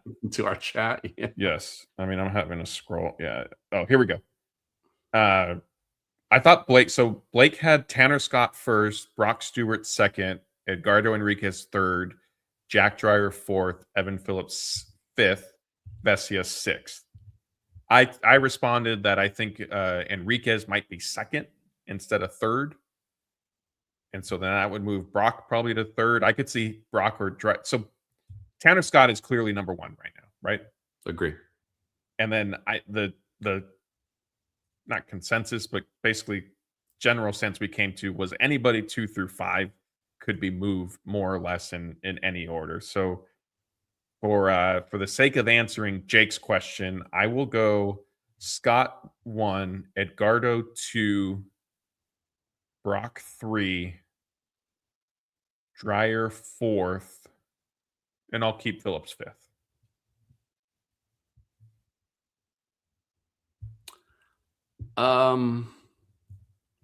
I don't have any gripes with that. Yeah. If you flip someone on me, I would say, okay, yeah, that's fine. Yeah, it's slim pickings right now. And this kind of almost to an extent doesn't matter because I think come October, you might have the likes of Glasnow, Sasaki, Sheehan, Wrobleski all in the bullpen too. The biggest thing for me right now is that Vesia's for the first time all season not in this top 5 for either of us. Yeah, Ryan says, I hate to say it, but I think I agree with Blake's ranking. Yes, Ryan, this was how Anthony and I felt. We didn't tell got Blake. Vesia 5 though, right? 6, I thought. Oh, Phillips yeah, Vesia 6. Yeah, okay, Phillips yeah. So then, I don't have Vesia in my top 5 anymore. Okay. Jake, we appreciate the question. Thank you for giving us a break and then coming back with it. All right, let's see. What else do we... Oops, I closed the comments here. A-Rock, maybe A-Rock, I'm not sure, wants to know, what is your Roki assessment? He has been really good lately. Also, what do you think Yamamoto should be preserved for October and not throw 100-plus pitches every outing? Good. This is a good question. The Yamamoto part of this is interesting. My Roki assessment is he's been pretty good. Yeah. He is still very capable of those innings where he completely loses it. I think it was like the 4th inning or 5th inning of the last outing, and it was like, dude, figure it out. Throw the fastball for a strike one time. Like, you know what? And so that's why it's really hard. Like, I know Dylan Hernandez on their show is very adamant that Roki is going to be the closer in October. And I love Dylan. He's a friend of mine. I could not disagree with that more because he's still capable of this. And it wasn't like outside of that perfect 3 innings against the Phillies, which were massive. He wasn't great after that. He was like fine, but he wasn't great. And he had to get bailed out a couple of times too. I think Glasnow was one of the guys who bailed him out once more, or Snell, maybe it was, I forget which. Treinen did too. Treinen did too. Yeah. In Milwaukee, I think. Right. So, you know, I think that he's shown enough that he can confidently be placed in the rotation next year. I think he's shown enough to do that. And that's a huge thing. It's also the most innings he's ever thrown because he had injury issues in Japan. So for him to come in, and I think he's made 21 or 22 starts this season, that's a big deal for him. And so I think he is trending in a very positive direction. And everybody who jumped on me in April and May, when I wouldn't panic about Roki, eat it. Because he's in the rotation next year, and he actually looks pretty good. I'll let you do your Roki assessment, and then we can jump into this Yamamoto part because I think that is interesting. Yeah, I'll just add that Roki deserves a ton of credit. I mean, I got to the point where I felt like you can't. It was more of I didn't think you could keep running Roki out there if he's possibly only going to give you 3 or 4 innings every time, because what it was going to do to your bullpen at that point was it got to that point where I was concerned about that, like the ripple effect. I did have questions over, how good could Roki become this season? Like he's still work in progress. Like I didn't think it was a referendum on his entire career type thing. But yeah, ton of credit to him. And the Yamamoto thing, my guess is they will probably spend September sort of curtailing his workload when they're able to. I mean, Dave Roberts, I feel like this year more so than definitely last season, maybe even 2024, has been pretty open. I don't want to say adamant, but acknowledging that, yeah, they want to get a top 2 seat. Where in the past, I feel like it's been, let's win the NL West, wherever the chips fall, they fall, and then we'll figure it out. Yeah.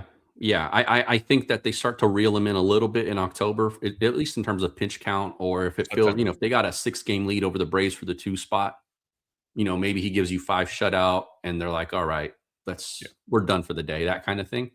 But there's a story that came out in the California Post during spring training, right around opening day, about Yamamoto. And the gist of the biggest takeaway was that he was doing his hardest workouts. Yamamoto was with his trainer in December and January with Yada Sensei, to the point where it's like, Yada Sensei was like, I was running this guy into the ground. And then we recovered after that. So we came into spring training in recovery mode, not ramp up mode. Very different from American major league pitchers. Very different, actually. Their timeline is on a whole different plan. And the point from Yada Sensei in that story was, come the middle of summer, watch what his results look like. And the last 7, 8 starts or something like that for him, probably more than that. I mean, he's looked like a legitimate ace. He was a number 1. And his point of that was, we have built this mechanism so that he peaks in October. And it gives us the opportunity for him to pitch on back-to-back days if we're so desperate that we need that, and he's okay. And so I think we're still seeing the best of Yamamoto right now. And so, yes, I think the Dodgers will peel him back just a little bit in September. And then I think in October, it is, buddy, you tell us when you're done. Yeah. I think that's a great point. I think also, above all else, I mean, look, Yamamoto could have an average August. He could have an average September. I would have no qualms about him starting, like a game 1 or a game 5, a game 7 of a playoff series, like however it shook out. Like he has proven time and time again, he is capable of handling the moment, of going out and dominating basically at any given time. As I know, there are some publications, some people, some outlets out there that may not view him as an ace, but he is definitely an ace. Let's see. Thomas wants to know, any updates on Bubic? I'm really excited to see him pitch. Heard great stuff from Bruce. Not a whole lot, other than I think he's still at the facility in spring training, Camelback Ranch. September was always kind of the target for him. So maybe, the next few days we'll start to see more updates or receive maybe some general clarity of, oh, he's about to start his rehab assignment, and then in a week's time after that, he could be back type thing. Thomas, since you're bringing up Bruce, I'll do a shameless plug for our Dodger Blue YouTube channel. We have Bruce, Scott, and Fabian. If you missed Thursday's live show, there was a prospect segment because Bruce recently produced his midseason prospect ranking list, an update to that. We have clipped out that video, so if you want to just hear about the prospects, definitely check that out once we are done. That is up again on our YouTube channel. Just go to the video section. You'll see it in there. And we also have the interviews up from today's game as well. And since I'm plugging stuff, I'll also mention we were at the Harold and Carol Pump Foundation Celebrity Dinner late last week. We had a chance to speak with Dave Roberts, Kike Hernandez, Miguel Rojas, Steve Garvey, and Matt Barnes, who also got into some Dodge stuff. The Matt Barnes one isn't up yet. We'll put that up shortly, but some of those are already on our YouTube channel. Go check them out. Kike and Miggy Rowe gave us some interesting answers on Kyle Tucker and responded to, concerns about the fan concerns over the Dodgers, going into these lulls. Of course, it was before, they completed the sweep of the Pirates. It was on their off day last week, but they addressed why maybe you shouldn't worry too much about, teams going into slumps over the course of a long season. So definitely check that out. Let's see, what else do we have here? Mr. Scooter Booter says, I hear Jake Cousins has been up and throwing what is his update looking like for the majors? Yeah, so Cousins threw live BP. I believe it was yesterday, right? Yeah, because I saw him in the clubhouse Friday, and then Blake was at the stadium for us on Saturday, and that was the day that Cousins threw with after Ohtani was done, I believe. Other than that, I mean, I'm not really too sure. Anthony, do you see him as maybe getting an audition at some point to just in case they need to, Blake Trinan doesn't come back healthy or something along those lines? Yeah, I could see it. Yeah, I could see him getting a shot. Does he make the October roster? Probably not.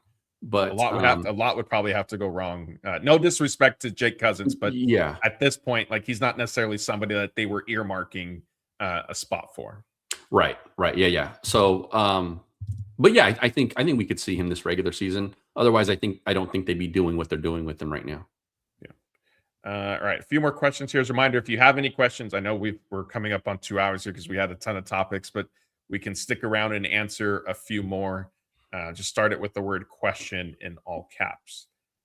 It doesn't have to be baseball. We can end with off-topic stuff. Anthony did tease his Paw Patrol movie review. So if anybody wants to know about that, let us know, and we'll give Anthony all the time he needs to rate that.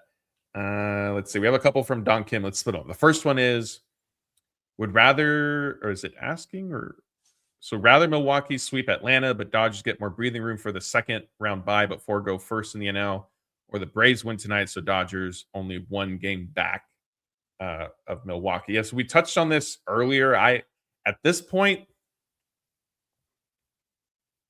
I will say my preference would be the Braves win tonight, because the Brewers have already helped them by taking the first 2 coupled with the Dodgers sweeping.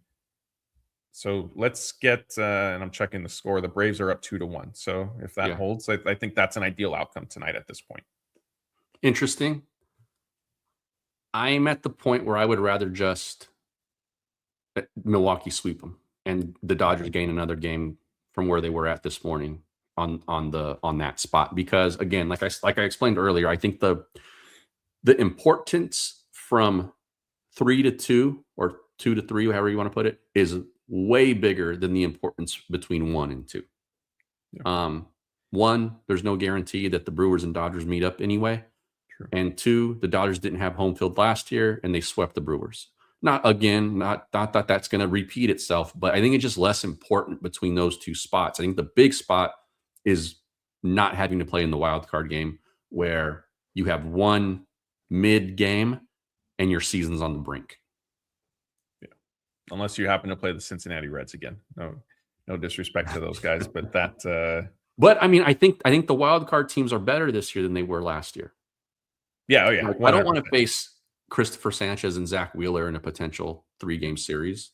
Well, I mean, hey, the Phillies are on a crazy run right now. They might be catching the Braves may end up in the. Yeah, the Braves could end up in that. Still does sort of apply. The Braves are a formidable team. I mean, the Dodgers, look, they got a fortunate draw with it being the Reds last year. That Reds team was not ready. They were not a playoff team. Yeah, I would just rather secure the bye, as quickly as possible, then maybe chase number 1 if that's still attainable. Rather than like have the Braves still nipping at the Dodgers' heels for it. Well, there you have Anthony and I are usually pretty aligned on stuff, but we are complete opposite ends of the spectrum on that one. I have the Braves tonight and he has the Brewers, so we'll have to see. We'll be texting each other once we're off here and that game ends, unless I'm in Paw Patrol tonight, because Anthony has made a riveting case to see it. So I'm gonna have to hop off and go see that tonight. All right, a few more here. Kevin says, whatever happens with Mark, will our rings count? Yes, the Dodgers World Series will not be taken away. The rings will count, so on and so forth. Now a couple off-topic ones.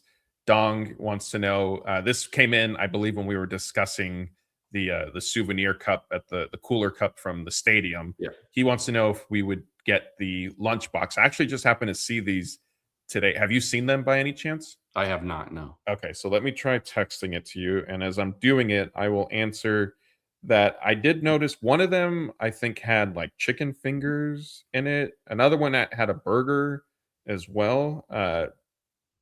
So the food looked good is what was my takeaway. And Anthony, I'm going to send this to you really quick. So I would be open to it. And then keeping the lunchbox would kind of be secondary. I just texted you. Would be secondary at that point. But yeah, what I am curious to see, I don't know if that post that I sent you has the prices, is how much something like this costs, because you're getting the food and you're getting the souvenir items. So my guess is probably somewhere to $20 to $30. If anybody has had it, throw it in the chat. Did Anthony, any of those catching your eye? Yeah, they're not bad. I mean, I would get one. Don't need it, but not against it. Exactly. Yeah. The cooler for me, the cooler is that's the number one, I think, souvenir item from this season that I've seen so far. Yeah. I would use that for my normal adult beverages. The lunchbox would just like go up here somewhere. Yeah. I would be putting a lot of Gatorade in my cooler at home. All right. This looks like the last question we have. Again, if you have any final ones, throw it in as we're answering this, and we'll get to it. If not, we will end with Jake the Panda saying he has a Lakers question for us. Seeing some of the players bonding and getting familiar with each other, owner issues aside, do they have a chance to make some noise this season and change the culture? Look, I think I'll sorry, Matt, I'll go first on this, but I think anytime you lose a player like LeBron James, or over the last 15 years, or however, where, from the first time he left Cleveland, anytime you lose LeBron James, your culture is going to change. I think the difference with the Lakers is they already had a superstar in place overlapping LeBron when he left. That's a huge difference, because those other organizations sort of tanked after he left them.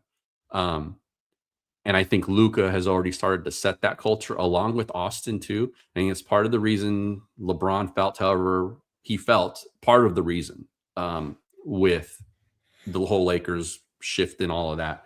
So I think that the trip to Slovenia, and seeing all the pictures and what they're doing and all of that, and I think that this has the potential, especially with a lot fewer guys on like 1+1 kind of contracts, has a chance to like build a real sustainable culture over the next few seasons. And I think that's important. I think it's hard to throw together a team of like one and dones to fill out a roster, because you're approaching the cap or the apron or whatever, like that kind of thing, and be a serious contender. And so, I may not agree with everybody they got or all the prices they at least paid for those guys, but I do at least see that they're trying to build something sustainable that's going to be lasting. And I think that can go, a long way in like building an actual contender. Yeah, I agree with a lot of that, especially relative to, as you mentioned, when LeBron left Cleveland, when he left Miami, those teams were in bad spots at that point afterwards. The Lakers, they do have Luka. He was already here. So he has kind of, as much as he could have potentially influenced or brought his own sort of culture or whatever the case may be, like he's not brand new to the team.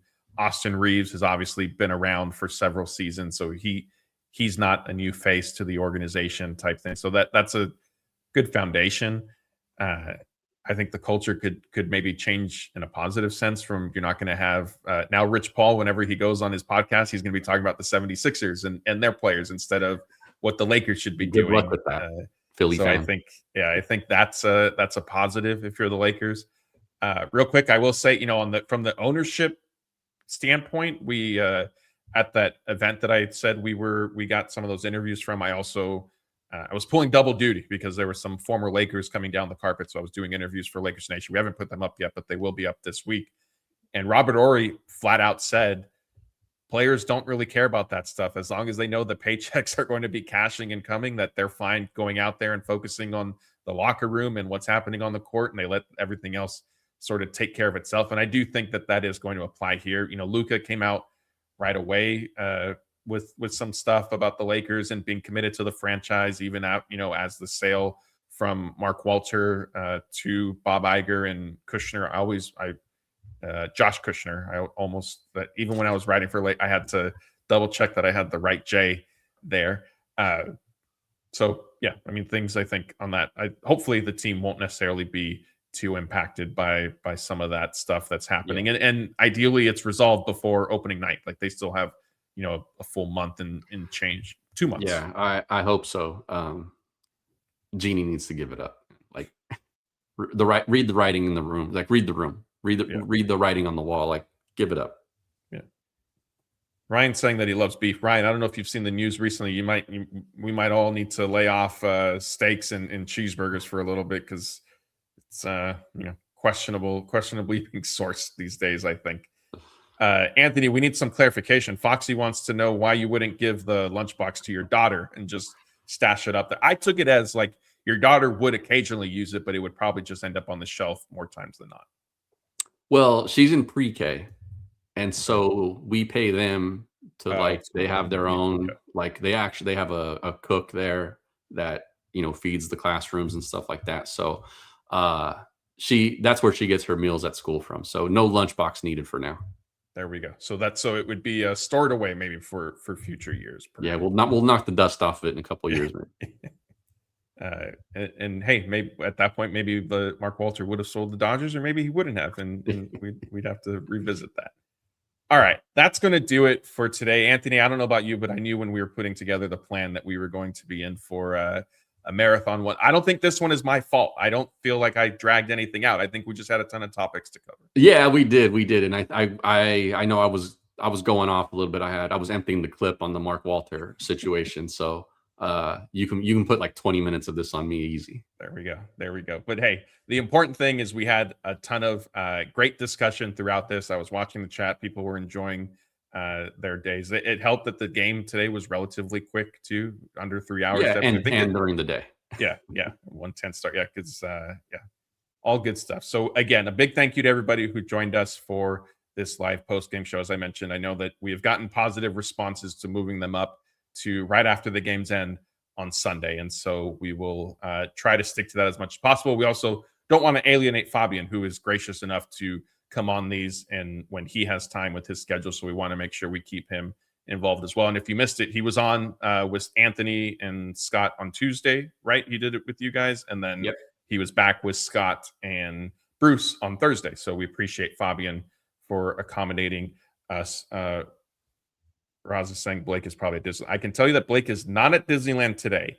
If you ask me if Blake is at Disneyland tomorrow, I might have a different answer for you. I'm just saying. Sources are saying that there might be a different answer to that question tomorrow. But again, a big thank you to everybody. As a reminder, please subscribe to the Dodger Blue 1958 YouTube channel and podcast. Ring the notification bell on our YouTube channel. That way you can join us for these live shows. Sometimes we add extra ones on during the week. We also are posting interviews from events and things of that nature that we were at, as I mentioned a few minutes ago. So go ahead and check those out. Stick around. If you listen via podcast, rate, review, subscribe, all of that. We greatly appreciate it. So that's Anthony. I'm Matthew, and we will see you guys next time.